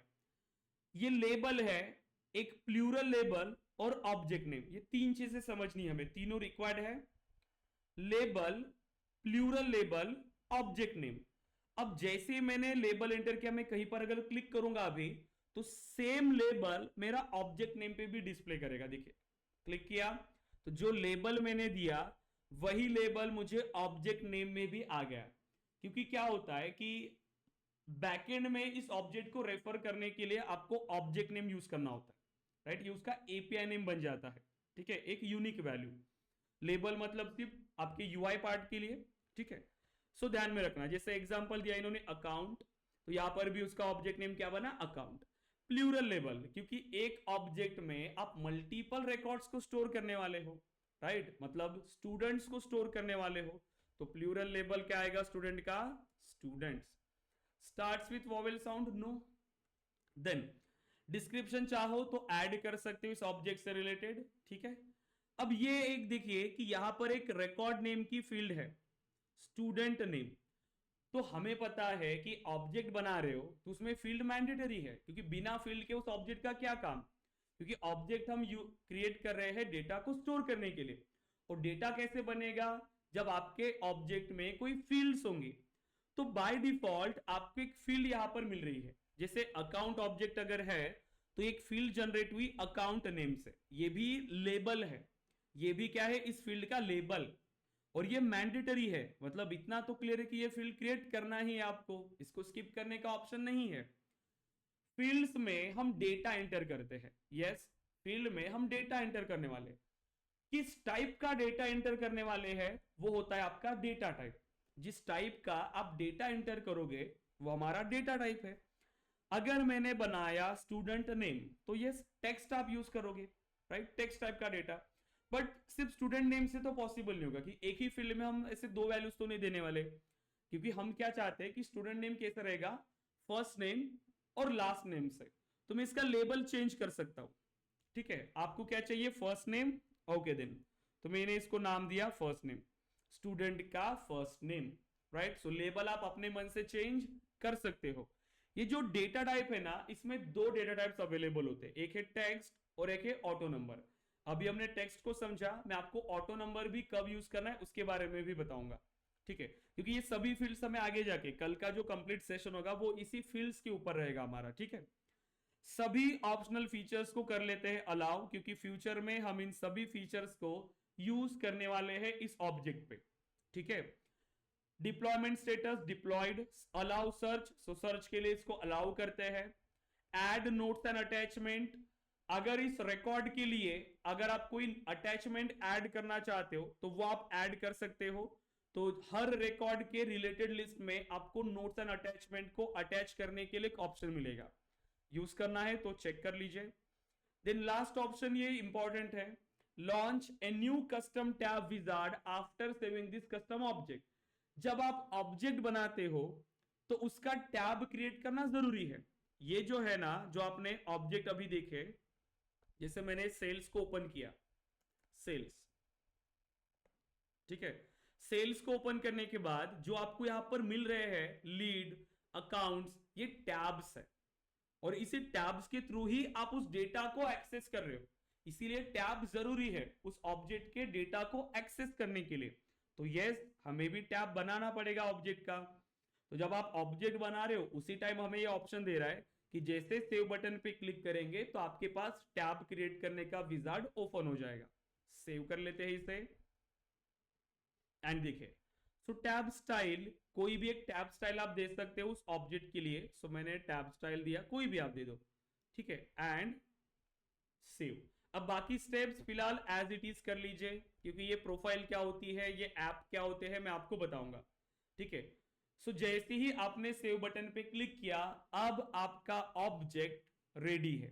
सो हमने क्या किया, अभी एक कस्टम ऑब्जेक्ट बनाया है, राइट, कस्टम ऑब्जेक्ट, क्लियर है।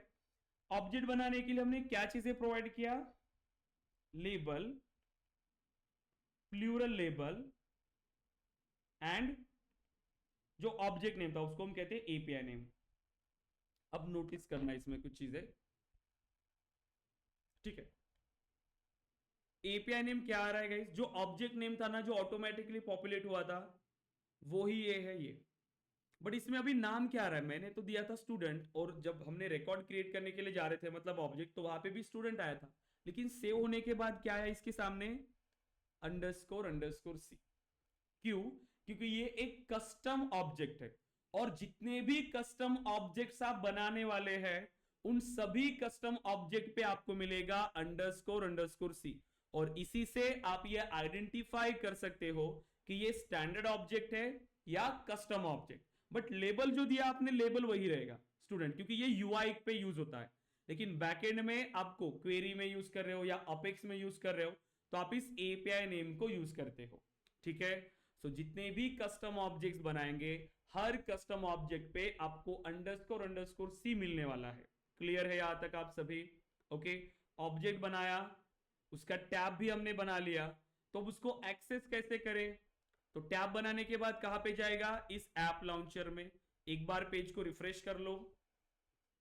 ठीक है, अब रिफ्रेश करने के बाद ऐप लॉन्चर पे आ जाइए, सर्च करके देखिए स्टूडेंट मिल रहा है क्या हमें? यस, स्टूडेंट्स मिल रहा है। क्लिक करेंगे इस पे, ओपन। सो अभी हमने जो ऑब्जेक्ट बनाया उस ऑब्जेक्ट को आप एक्सेस कर रहे हो। ये फ्रेश ऑब्जेक्ट है तो इसमें आपको कोई भी रिकॉर्ड्स नहीं मिलेंगे क्योंकि हमने बनाए नहीं है, जस्ट एक न्यू ऑब्जेक्ट है। ऑल पे क्लिक किया तो 0 रिकॉर्ड्स हमें बता रहा है, राइट?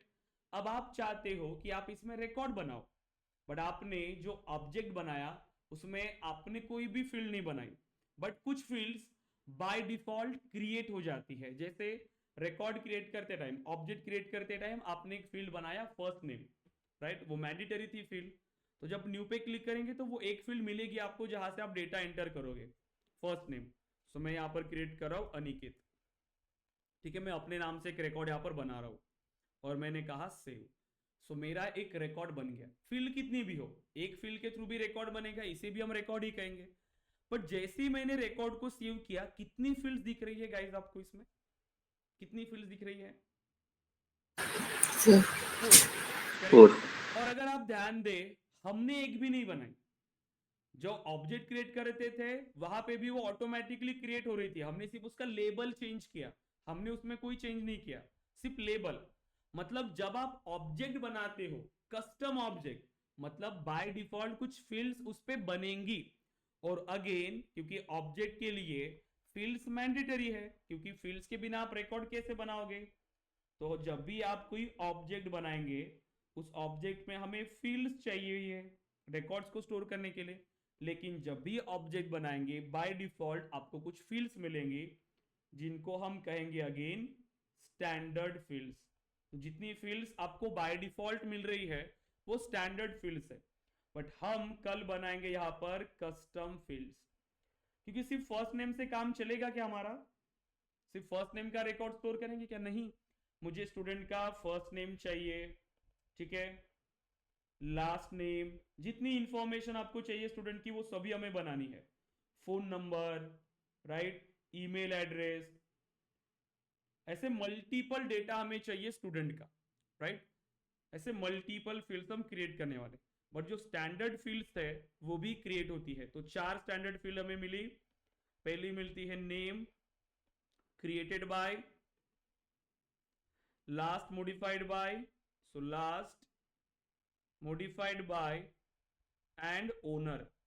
तो ऐसी 4 फील्ड्स हमें मिलती है जब भी आप एक ऑब्जेक्ट बनाते हो, कोई भी कस्टम ऑब्जेक्ट आप बनाओ। देखिए अब आगे जाके आपको इसमें और फील्ड्स चाहिए तो कैसे करेंगे? फिर से इस ऑब्जेक्ट में आपको चेंजेस करने पड़ेंगे। कैसे? जो ऑब्जेक्ट अगर आपके सामने ओपन है उसका शॉर्टकट है उस ऑब्जेक्ट मैनेजर पे जाने के लिए, डायरेक्ट एक ऑप्शन मिलेगा एडिट ऑब्जेक्ट, तो सेम ऑब्जेक्ट मैनेजर की पेज पे आप चले जाएंगे। अगर वो ऑब्जेक्ट आपके सामने ओपन है तो देखिए आगे सेम पेज पे, या फिर अगेन वही long way process, setup, setup में आने के बाद ऑब्जेक्ट मैनेजर। अब जो ऑब्जेक्ट आपने बनाया स्टूडेंट, सर्च करेंगे यहाँ पे स्टूडेंट एंड इसे करेंगे क्लिक, तो अगेन सेम पेज पे। अब यहाँ पे डिटेल्स दिख रही है। अब दूसरी एक ऑप्शन पे क्लिक करेंगे फील्ड्स एंड रिलेशनशिप। अब यहां हमें सभी डिटेल्स मिलेंगी, तो यहां से हम कल अनदर फील्ड्स को क्रिएट करेंगे। अभी फिलहाल जितनी हमें बाय डिफॉल्ट फील्ड मिली है, created by, first name, last name, ये तो लेबल है, लेकिन ये देखेंगे ये है फील्ड नेम, उसका API name, created by ID, name, last modified by ID और ओनर आईडी। तो ऐसी 4 फील्ड्स हमें क्रिएट होती है। ठीक है, ये होती है स्टैंडर्ड फील्ड्स। और कल हम अगेन स्टूडेंट के लिए अनदर फील्ड को क्रिएट करेंगे। क्लियर है अभी यहाँ तक? आप बताइए। सो ऑब्जेक्ट्स क्लियर है सेल्सफोर्स में?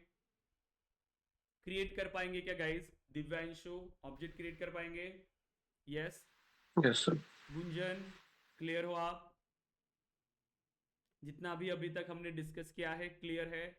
एमवीसी मॉडल, देन डेटाबेस क्या होता है, सब कुछ। Juned Yes. Yes. Mayuresh Yes. Yes guys. Pooja आपने भी लेट ज्वाइन किया है पूजा, है ना? श्रद्धा क्लियर हो आप? Yes. यस।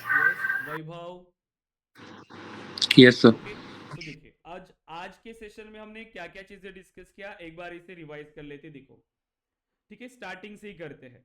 सबसे पहले हमने डिस्कस किया सेल्सफोर्स के बारे में, फिर हमने डिस्कस किया सीआरएम के बारे में, फिर हमने डिस्कस किया क्लाउड कंप्यूटिंग के बारे में, आज हमने डिस्कस किया एमवीसी मॉडल, ठीक है कि एमवीसी मॉडल क्या होता है, और हमने डेटा मॉडलिंग पार्ट को स्टार्ट किया, जिसमें अभी हम सबसे पहले ऑब्जेक्ट्स के बारे में डिस्कस कर रहे हैं।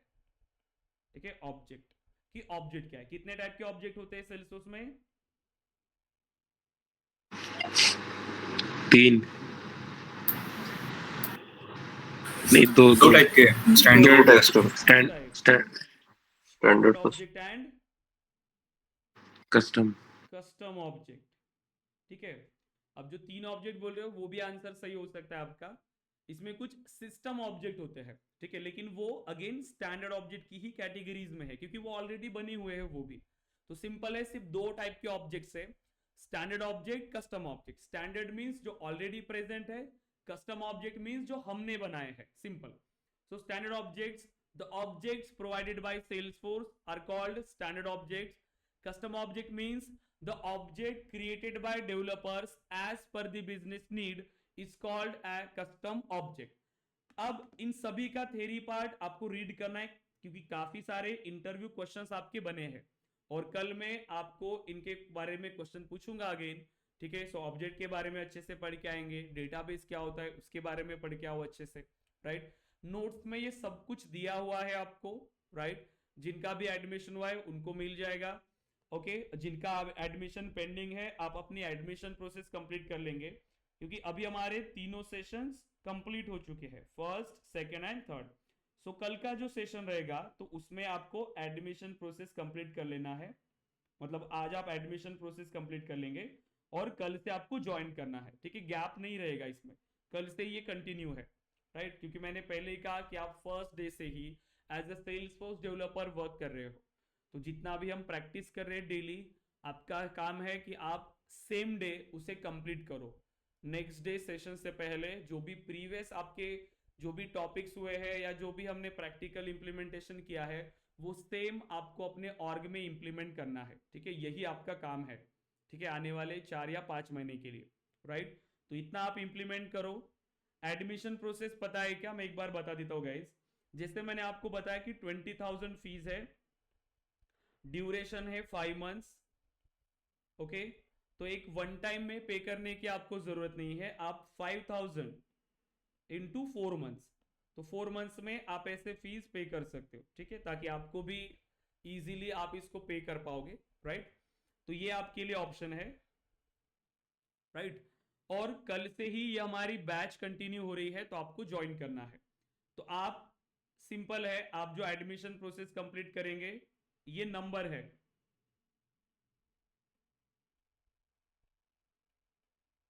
ठीक है, आप इसी पे डायरेक्टली ट्रांसफर कर सकते हो, ठीक है, 5,000।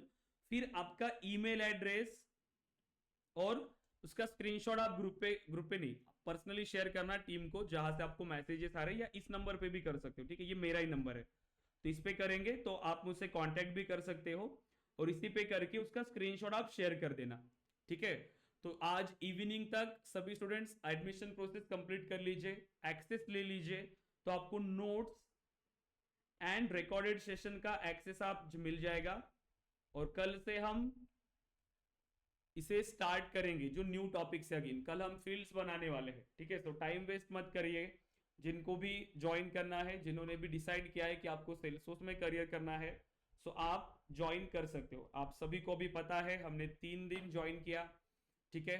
सो किस तरीके का पढ़ाना है, सो स्टार्टिंग में जैसे सेशन है अब एंडिंग तक इसी तरीके से हम जाने वाले हैं।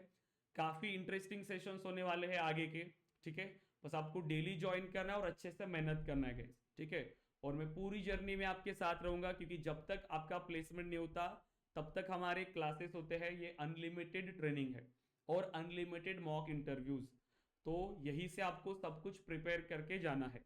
सभी मैंने मॉड्यूल्स बता दिया है, admin, Apex programming, development, integration, Aura, LWC, sales cloud and service cloud, ये सभी मॉड्यूल्स हम इसमें कवर करने वाले हैं, ठीक है। और वो भी प्रैक्टिकल, एकदम बेसिक से एडवांस तक। जैसे मैंने लास्ट सेशन में आपको ये बताया भी था, जो कंप्लीट बैच है कि उसमें कितने सारे टॉपिक्स हमने कवर किए, सब कुछ।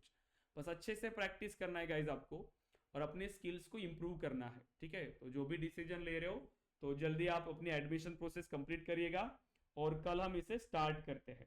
ओके, कोई क्वेश्चन है क्या आपके ट्रेनिंग से रिलेटेड, या कोई भी आपके क्वेश्चन है अभी जितना हमने डिस्कस किया अभी 3 दिन, उससे रिलेटेड या ट्रेनिंग से रिलेटेड जो भी होगा आप पूछ लीजिए।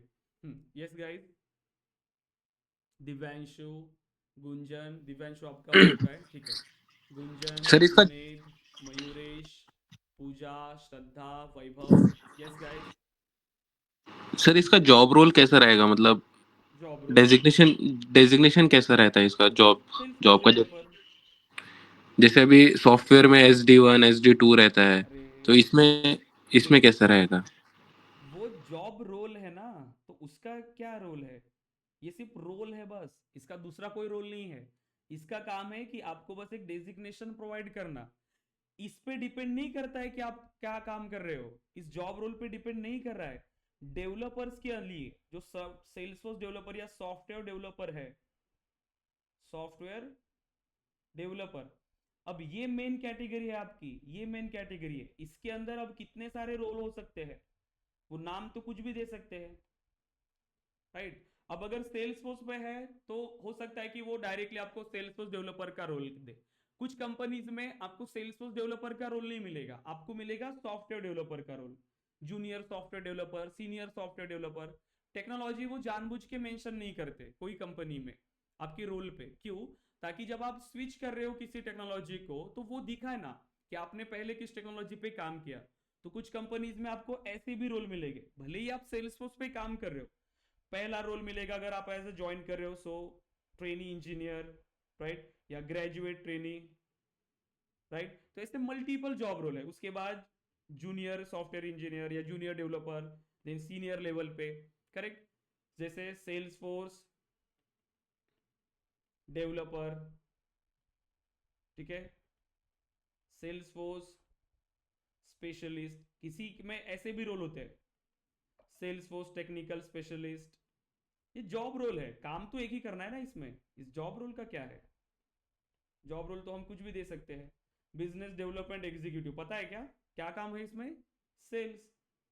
तो इससे पता चल रहा है क्या कि आपको कौन सा काम करना है। जो काम है वही, जॉब रोल का कुछ मत समझो कि जॉब रोल से कुछ चेंज होने वाला है। काम आपका वो है वही।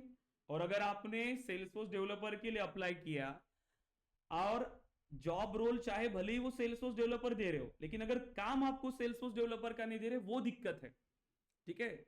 ऐसी जगह पे काम मत करना सिर्फ, कि जॉब रोल भले ही सेल्सफोर्स डेवलपर का है बट वो काम आपसे कुछ भी करवा रहे हैं, तो उसमें बस मत करना जॉब, क्योंकि वो ग्रोथ के लिए प्रॉब्लम क्रिएट करता है, राइट। बस जॉब रोल कुछ भी हो इनमें से चलेगा, आपका काम तो सेल्सफोर्स पे ही करना है ना आपको। क्लियर है? यस सर, सेकंड चीज ये भी था, हाँ। जैसे अभी सपोज कोई कंपनी ज्वाइन करता है, हम्म ठीक है, हम्म और उनका भी लेटेस्ट न्यू प्रोजेक्ट लॉन्च कर रहे हैं, मतलब सेल्स फोर्स का किसी कस्टमर को, हम्म, तो उसके ऊपर हमने सारा वर्किंग करके दिया, ठीक है। ठीक है, और उनका जो था वो पूरा हो गया, मतलब with in 5 months with in 6 month हमने पूरा इम्प्लीमेंटेशन करके सारी चीजें दी उनको, हम्म, कस्टमर को। हाँ। तो उसके बाद क्या रहता है, मतलब सपोज बाय चांस कुछ चेंजेस करना नहीं है, कस्टमर सेटिस्फाइड है, हम्म, तो वो तो फिर सर्विसेज लेगा नहीं ना। क्यों नहीं लेगा? देखो, सॉफ्टवेयर इंडस्ट्री का कैसे होता है, मैं अगर काम कर रहा हूं मेरे बिजनेस में, मैं बैंक में हूं, मैं मेरी बैंक है खुद की, इनकेस अगर ये सर्वर फेल हो गया तो, ये सर्वर डाउन हो गया तो, ये रिस्पॉन्स नहीं कर रहा है तो, अब आपने तो कॉन्ट्रैक्ट कैंसिल कर दिया जिसने आपको बना के दिया था सॉफ्टवेयर। अब आप इसको कॉल करेंगे, ये रिस्पॉन्स देगा क्या आपको बिना पैसे के? बताइए। नहीं। और सॉफ्टवेयर के अंदर हमेशा चेंज रिक्वेस्ट आती रहेगी, हमेशा चेंज रिक्वेस्ट आती रहेगी, हमेशा। ये हमेशा जरूरत पड़ती है, इन सब की हमेशा जरूरत पड़ती है। उसमें क्या होता है देखो, जब स्टार्टिंग में एक कॉन्ट्रैक्ट होता है डेवलपमेंट का। स्टार्टिंग में अगर मेरी कोई कंपनी है, मेरी कोई बैंक है, मुझे डेवलप करना है एप्लीकेशन, तो जो पहला कॉन्ट्रैक्ट होगा किसी आईटी कंपनी से, तो वो होगा डेवलपमेंट का कॉन्ट्रैक्ट, डेवलपमेंट का। हो सकता है कि इस डेवलपमेंट के साथ कुछ सर्विस पीरियड का भी मैंने कॉन्ट्रैक्ट ऐड किया हो कि 2 साल की सर्विसेज भी आपको इसमें मिलेगी। और ये कॉन्ट्रैक्ट ऐसा नहीं कि बहुत कम पैसे के होते, बहुत पैसे के ये कॉन्ट्रैक्ट होते हैं, ठीक है। तो ये पूरा कंपनी एक प्रोजेक्ट से चल सकती है, इतना एक ही प्रोजेक्ट से उनको मिलता है, राइट। अब जब डेवलपमेंट था तब इस पे सपोज करिए कि 10 टीम थी, 10 डेवलपर्स की टीम होगी। लेकिन जब इसका डेवलपमेंट फिनिश हो जाएगा तो उसके बाद क्या करना होगा आपको, यहां पे हो जाएगा जैसे कि 3 लोगों की टीम रह जाएगी, ये सिर्फ सपोर्ट प्रोवाइड करना है, राइट। तो मतलब कॉन्ट्रैक्ट रिन्यू होगा इसका, अब कॉन्ट्रैक्ट क्या रहेगा, सिर्फ सर्विस प्रोवाइड करने का। तो अब ये कॉन्ट्रैक्ट बहुत कम पैसे का रहेगा, मतलब जितना डेवलपमेंट के लिए चार्ज किया था उतना नहीं, यहाँ पर कॉन्ट्रैक्ट कम हुआ, मतलब अभी क्लाइंट से जो पैसे आने वाले वो कम आएंगे, इसीलिए टीम भी छोटी रहेगी उस प्रोजेक्ट पे काम करने वाली, मतलब उस पर ज्यादा काम नहीं रहेगा अभी, तो आप दूसरे प्रोजेक्ट पे काम करेंगे, राइट। तो ये भी प्रोजेक्ट आप हैंडल कर रहे हो और एक न्यू प्रोजेक्ट पे भी आप काम कर रहे हो, राइट। ऐसे चलेगा काम। आप क्यों सोच रहे हो, वो कंपनी सोचेगी क्लाइंट के बारे में या उसके प्रोजेक्ट के बारे में, आपको काम देती रहेगी कंपनी, आप ये मत सोचो। आपको इतना काम देगी, जितना पैकेज आपको दे रही है ना कंपनी, उससे ज्यादा आपसे वो काम करवाती है, ठीक है।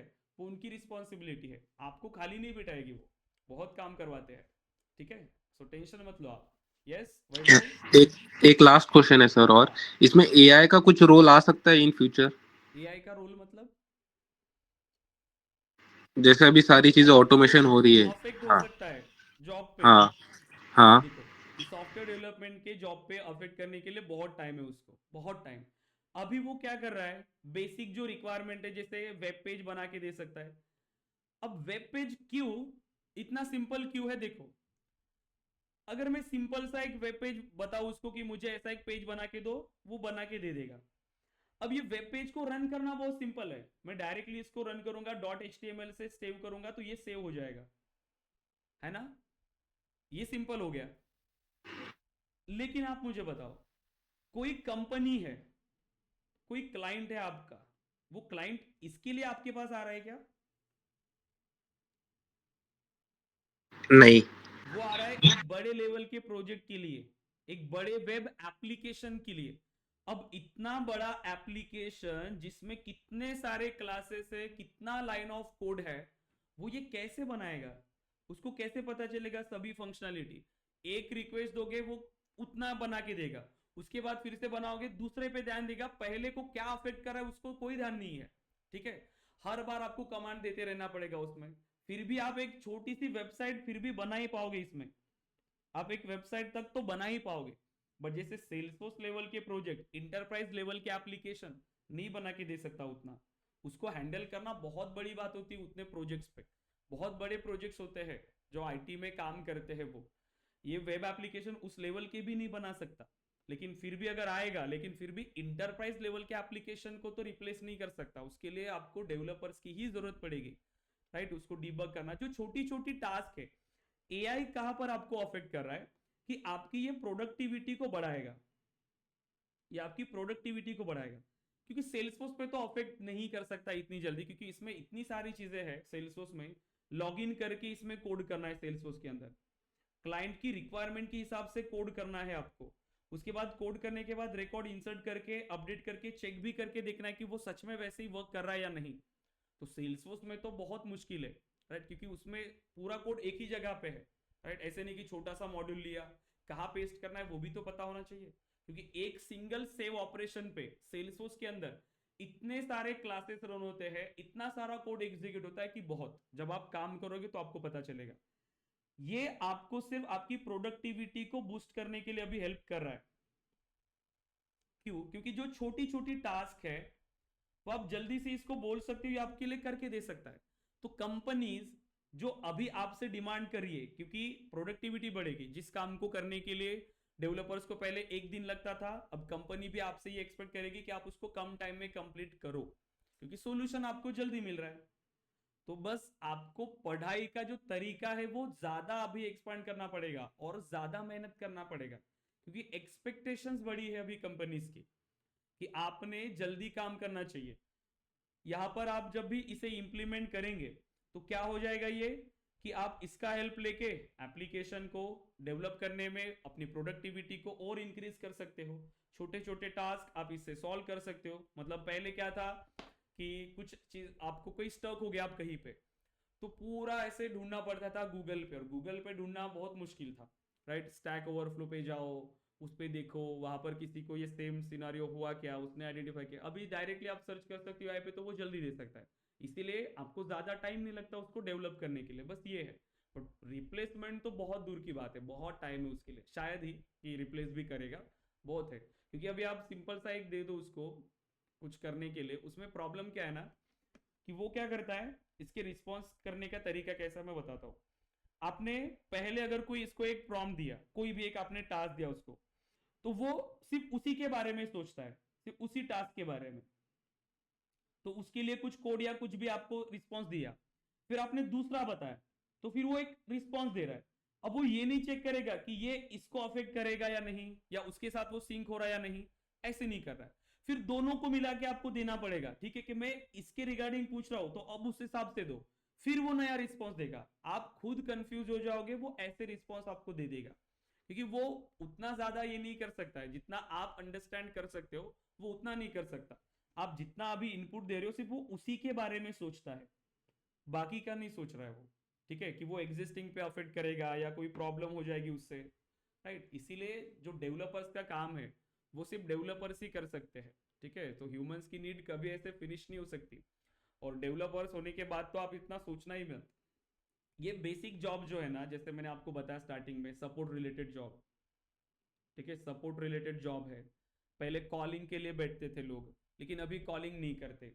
वेबसाइट पे चैटबॉट का ऑप्शन आ रहा है, वही है। कॉलिंग के लिए भी अभी ये एआई का यूज हो रहा है, वही खुद कॉल कर रहा है। जैसे पहले अगर कोई वेबिनार था, कोई सेमिनार है, तो वो कॉल कर रहे, कोई पर्सन बोल रहा है कि प्लीज ज्वाइन करो, राइट, कि आपका सेमिनार है अभी, उसको अटेंड करो। ये एआई कॉल कर रहा है, अभी ऑटोमेटेड कॉल्स जा रहे हैं, वो सबको लाइन बाय लाइन सबको कॉल कर रहा है, सबको अपडेट कर रहा है। तो ऐसे लोगों को जॉब अफेक्ट करेगा पहले, तो उनको ये प्रॉब्लम है। जो जितनी भी कंपनीज अभी फायर करी है मैक्सिमम, वो उसके लिए है कि जो सपोर्ट रिलेटेड जॉब है वो। बट आप ऐसा मत सोचना हो भी, और ऐसे सोचते रहोगे ना तो कुछ नहीं कर पाएंगे गाइस, राइट। आपको सिर्फ ये सोचना है कि आप पहले जितना कंपटीशन था ना उससे कई ज्यादा अभी है, तो आपको मेहनत उस लेवल का करना पड़ेगा अभी। अभी अगर आप टाइम वेस्ट कर रहे हो या अगर आप कुछ नहीं कर रहे हो, बहुत पीछे रह जाओगे, ठीक है। ये मेन है कि आपको भागना पड़ेगा अभी इस दुनिया के साथ, राइट। तो इसके लिए ज्यादा अभी आप मेहनत करने के लिए ट्राई करो। आपकी जॉब पे कुछ अफेक्ट नहीं होने वाला है, आपकी स्किल्स पे कोई अफेक्ट नहीं होने वाला है। अगर आप सही हो, अगर आप काम करे हो अच्छे से, तो आप इजीली रिप्लेसेबल नहीं हो। कंपनीज में भी ऐसे लोगों को फायर किया जाता है एआई से पहले भी, जो काम नहीं कर रहा है। मैंने गलती से अगर किसी कैंडिडेट को हायर किया थेरी के नॉलेज पे, उसने थेरी बहुत अच्छे से रीड किया था, एक ट्रिगर उसने याद कर लिया था, गलती से मैंने वही पूछ लिया उसको और उसने बना दिया, मैं इंप्रेस हो गया कि अच्छा ट्रिगर लिखा। बट जब हायर हुआ, जब कंपनी में आया, वो काम ही नहीं कर पा रहा है, वो कोड ही नहीं कर पा रहा है अच्छे से। ठीक है, मैं 1 महीना वेट करूंगा, देखूंगा, 2 महीना वेट करूंगा, उससे ज्यादा नहीं, मैं फायर कर दूंगा। अब इस पे एआई ने कोई अफेक्ट किया क्या? नहीं, इसने अफेक्ट किया खुद ने, क्योंकि वो खुद ही मेहनत करने के लिए रेडी नहीं है, खुद ही वो उसके पास स्किल्स नहीं है। तो एआई से पहले भी जॉब जाते थे। अगर आप मेहनत नहीं कर रहे हो, ये सब कुछ आप पे डिपेंड कर रहा है कि आपके अंदर कितनी स्किल्स है, आपके अंदर कितना पोटेंशियल है, तो ही आप टिक पाओगे। पहले भी और अभी भी सेम ही है कंसेप्ट, बस मेहनत करना पड़ेगा आपको उतना। क्लियर है? जब आप किसी कंपनी के लिए एक वैल्यूएबल रिसोर्स हो, तो वो कंपनी कभी फायर नहीं करती। आज भी कंपनीज उतना लाख का पैकेज देने के लिए रेडी है। क्यों? क्योंकि उनको जरूरत है। कंपनीज को कैंडिडेट चाहिए जो मेहनत करे, जो काम करे। इतना सारा पैकेज आ रहा है, लिंक्डइन ओपन करो, इतनी सारी हायरिंग है अभी, तो इतना सोचना ही नहीं। जितना जल्दी हो सकता है जल्दी से जॉब ज्वाइन कर लेना, जल्दी से अपने करियर को स्टार्ट करो। जितना वेट करोगे तो बहुत सारे लोग हैं जो आपसे आगे जा रहे हैं, कंपटीशन बढ़ रहा है, हर साल लोग ग्रेजुएट हो रहे हैं। और अगर आप ग्रेजुएट हो चुके हो तो आपके पास ऑलरेडी टाइम कम है, जो अपॉर्चुनिटीज थी आपके पास उस टाइम पर वो आपने ऑलरेडी मिस किया है। अगर आप ग्रेजुएट हो चुके हो, 1-2 साल निकल चुके हैं, सो प्लीज अभी स्टार्ट करो, टाइम वेस्ट मत करना। कुछ भी कर रहे हो, कोई नॉन आईटी जॉब है, कोई नॉर्मल जॉब है, बट करियर को स्विच करो, अभी अच्छी जगह पे स्विच करो अभी से, ठीक है? बस ये ध्यान में रखना है। क्लियर है guys? Yes Vaibhav? Yes sir. Okay, Shraddha clear है? पूजा, मयूरेश, जुनेद, गुंजन, दिव्यांशु, यस। सो और कोई क्वेश्चंस है? कल हम Yes. ज्वाइन करने वाले हैं सेम 8 बजे।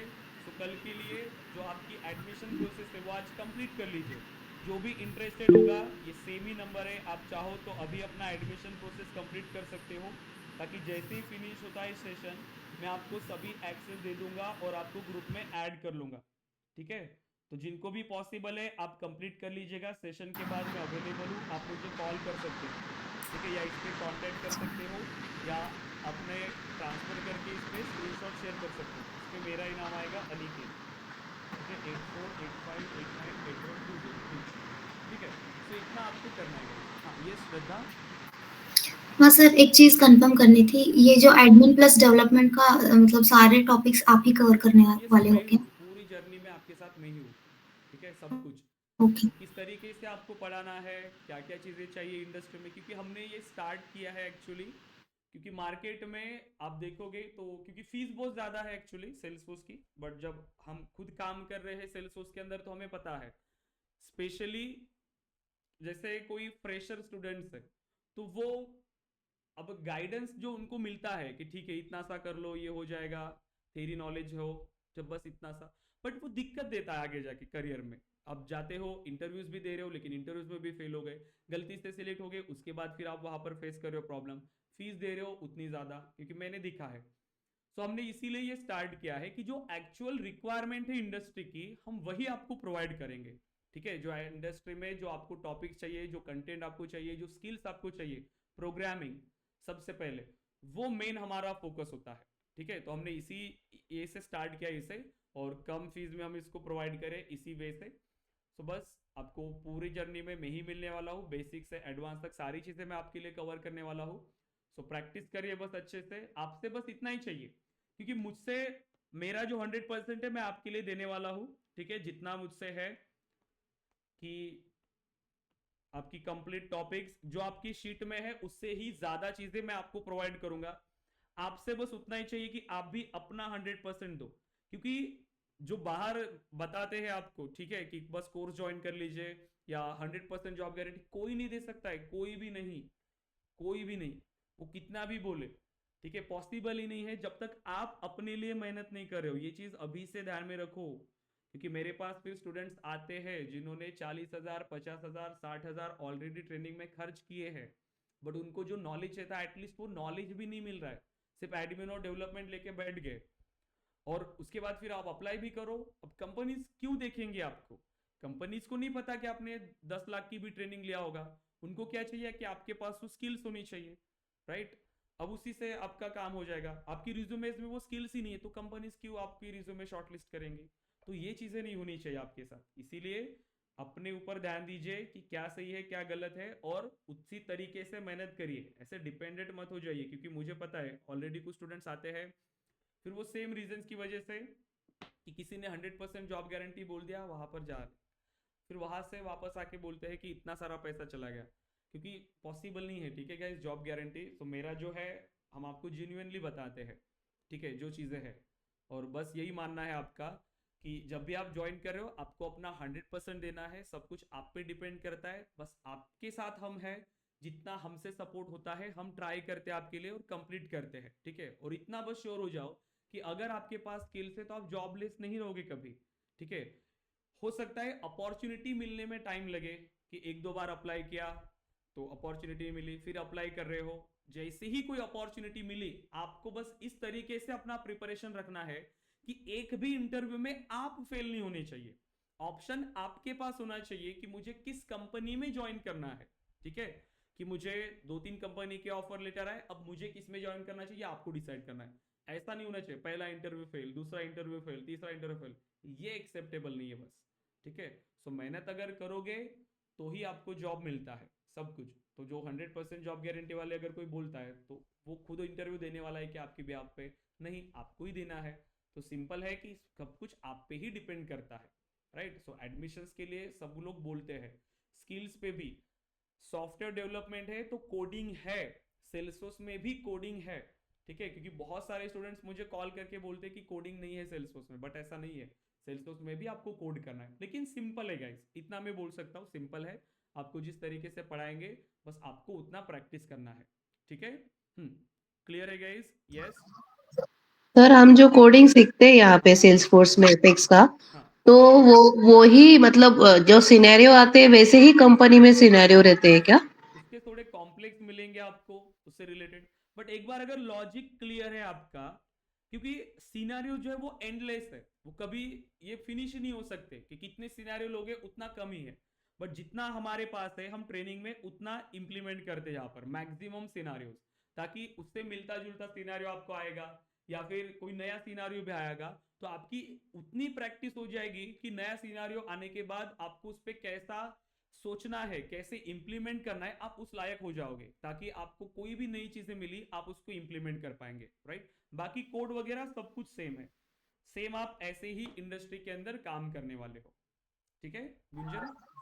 हाँ सर, नॉन आईटी वाले कर पाते हैं क्या? यस यस, कोई मेरा दिक्कत नहीं है गाइस, ये मेरी जिम्मेदारी है, मैं आपको पढ़ाऊँ, बस आपको पढ़ना पड़ेगा, ऐसा नहीं कि बस सेशन ज्वाइन किया और अगर आप नहीं कर रहे हो। बहुत सारे ऐसे स्टूडेंट हैं जो नॉन आईटी बैकग्राउंड से अभी अच्छे लेवल पे है, मेरे स्टूडेंट्स को भी 2-2 साल 3-3 साल इंडस्ट्री में हो रहे हैं, ठीक है, हो चुके हैं, उनको वो एक्सपीरियंस लेवल पे जा चुके हैं, ठीक है। नॉन आईटी कैंडिडेट्स, ये चीजें हैं, बस मेहनत पे डिपेंड करता है सब कुछ कि आप कितना कर रहे हो। और सर ये सेल्सफोर्स कंसल्टेंट का क्या रोल रहता है? और वो वो कंसल्ट भी करते हैं कंपनीज के साथ और वो एक्सपीरियंस लेवल पे आता है। एक बार आपने ज्वाइन कर लिया, ठीक है, ये जॉब रोल चेंज होता रहेगा, एक बार आपने सॉफ्ट सेल्सफोर्स डेवलपर आप बन गए, 1-2 साल काम करो, फिर आप जैसे पोजीशन पे जाओ सेल्सफोर्स कंसल्टेंट, ठीक है, उसके बाद जैसे 7-8 साल का एक्सपीरियंस आ गया तो आर्किटेक्ट लेवल पे, तो ऐसे मल्टीपल जॉब रोल्स है, ठीक है, बट जो मेन है वो डेवलपमेंट। कोई भी जॉब रोल बिना इसके नॉलेज के कंप्लीट नहीं होता, कोई भी जॉब रोल हो सेल्सफोर्स से रिलेटेड, अगर कोई भी जॉब रोल पे आप काम कर रहे हो, मेन है ये, इसका नॉलेज होगा तभी आप किसी को कंसल्ट भी कर पाएंगे, ठीक है। तो ये चीजें हैं, तो मेन स्टार्टिंग आपको इसी से करना है। और सर अपना जो एडमिन रहता है उसमें ही सेल्स क्लाउड सर्विस क्लाउड आता है ना, हाँ देखो, तो उसकी नहीं नहीं नहीं, हाँ, उसकी दूसरी तो ये होता है क्या? लाइक इंडिया में तो बोलते हैं कि उसका इतना नहीं है अपॉर्चुनिटीज, तो एडमिन का ना, एडमिन का, सेल्सफोर्स एडमिन का। एडमिन का नहीं हाँ, है, इसीलिए तो फॉरेन आपको का एडमिन प्लस स्टेटस है सर। डेवलपमेंट करना है। सर बाहर भी नहीं रहता है इसका स्कोप इतना है बाहर, फॉर लेकिन एडमिन? अपॉर्चुनिटीज मिलने के लिए बहुत टाइम लगेगा आपको वैसे, आप क्यों सिर्फ एडमिन के बारे में ओके। सोच रहे हो, आप कितना भी टाइम दोगे बहुत टाइम लगेगा नहीं, आपको वहाँ पे, ग्रोथ भी उसके बाद भी बहुत कम मिलेगी आपको, क्योंकि देखो सिंपल सी चीज है, मेरे कंपनी में अगर मैं हायर कर रहा हूँ ना, मैं अगर मैं एडमिन रोल के लिए भी हायर कर रहा हूँ, सिर्फ एडमिन रोल के लिए भी, कंपनी की थिंकिंग, मैं एडमिन रोल के लिए भी हायर कर रहा हूँ, मेरे पास ऐसे भी लोग मिलेंगे जिनको सिर्फ एडमिन का नॉलेज है, मुझे ऐसे भी लोग मिलेंगे इस जॉब रोल के लिए जिनको एडमिन का भी नॉलेज है प्लस डेवलपमेंट का भी नॉलेज है। ये सॉर नो मिलेंगे या नहीं आप बताओ। इंडिया में मिलेंगे ना छोटे सर? छोटे से जॉब रोल के लिए इंजीनियर्स भी जाते हैं, एमबीए ग्रेजुएट्स भी जाते हैं जॉब के लिए, पता है आपको।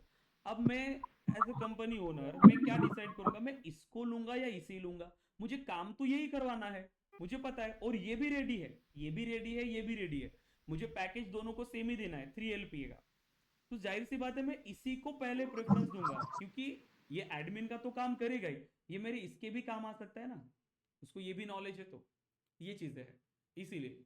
पहले मतलब बताया ना, पहले आपको पहले फ्रंट एंड डेवलपर्स का रोल होता था। अभी आप देखो सिर्फ फ्रंट एंड करके जॉब रोल के लिए अप्लाई करो, बहुत टाइम लगेगा। सिर्फ बैक एंड करो, कंपनीज को पता है जब मुझे मिल रहा है ना फुल स्टैक डेवलपर, तो मैं क्यों उसको हायर नहीं करूंगा। तो वो ज्यादा नॉलेज वालों को, जिसके पास ज्यादा चीजें हैं रिज्यूमे में एक प्रोजेक्ट पे काम करने के लिए, तो वो उसको हायर करते हैं, ऐसा है। ठीक है गुंजन। ओके। डेवलपमेंट हाँ सेम है। सर, बैचेस का भी जो टाइम हाँ डेवलपमेंट रहेगा तो आपको आगे स्कोप ज्यादा है, यस वो समझ गया सर अभी। करेक्ट। सर बैचेस का टाइमिंग कैसा रहेगा अभी फॉर डेवलपमेंट? ये अपनी सेम ही बैच चलेगी 8 बजे की, eight sir two morning batch रहेगा फॉर डेवलपमेंट? ये कंप्लीट अभी आने वाले पूरे टाइम में आपकी यही बैच रहेगी। ठीक है, या फिर सर अगर दूसरा कोई, सेशन, हाँ कोई दूसरा टाइमिंग बैच का नहीं इशू। है? हाँ यस गुंजन। दूसरा बैच नहीं है टाइमिंग का आफ्टर 8? उसके बाद तो फिर 9 बजे की जो बैच होगी स्टार्ट, अभी तो नहीं है फिलहाल, जब स्टार्ट होगी तब वो रहेगी। इवनिंग की है, लेकिन वो बहुत आगे जा चुकी है बैचेस। उसमें एक में अपेक्स स्टार्ट हो रहा है, एक में LWC स्टार्ट है, एक में ट्रिगर स्टार्ट है। तो वो बहुत आगे है सभी बैचेस। सर भी आगे है क्या अभी? नहीं, अपेक्स तो अभी तक कल से स्टार्ट होने वाला है, 1 या 2 दिन में ये स्टार्ट होगा। लेकिन ये बैच 9:30 की है, 9:30 टू 10:30 मॉर्निंग या 11 बजे तक भी चलती है ये बैच। मॉर्निंग और after evening evening sir? Evening रात के टाइम पे रहती है। ट्राई करो जब 9:30 इवनिंग ना? हाँ, ओके। उसमें वर्किंग वाले ही लोग हैं ज्यादातर, तो इसीलिए वो टाइम पे है। तो ट्राई करना जो भी ज्वाइन करो, क्योंकि हमारे पास ऐसा नहीं है आपने एक भी बैच ज्वाइन किया, अभी आप ज्वाइन करे हो, अपनी एडमिशन प्रोसेस हो गई आपकी ATM, आपके लिए ये ओपन है। आप कोई भी बैच ज्वाइन कर लो, मल्टीपल बैचेस आप ज्वाइन कर सकते हो, कोई दिक्कत नहीं है। ठीक है, क्योंकि आप खुद अपने लिए टाइम देना चाहते हो, तो हमारे पास कोई रेस्ट्रिक्शंस नहीं है। हम यही चाहते हैं कि आप ज्यादा से ज्यादा टाइम आप अपने लिए दो, तो ये और बेटर रहेगा आपके लिए। राइट, तो हम तो पूरा ओपन रहते हैं सभी बैचेस सभी स्टूडेंट्स के लिए। आप किसी भी बैच को ज्वाइन करो, मल्टीपल बैचेस करो, रिवीजन करो अच्छे से बैचेस को ज्वाइन करके, तो ये सभी बैचेस ओपन है। ये टाइम सभी को कंफर्टेबल है ना गाइस, 8 AM का?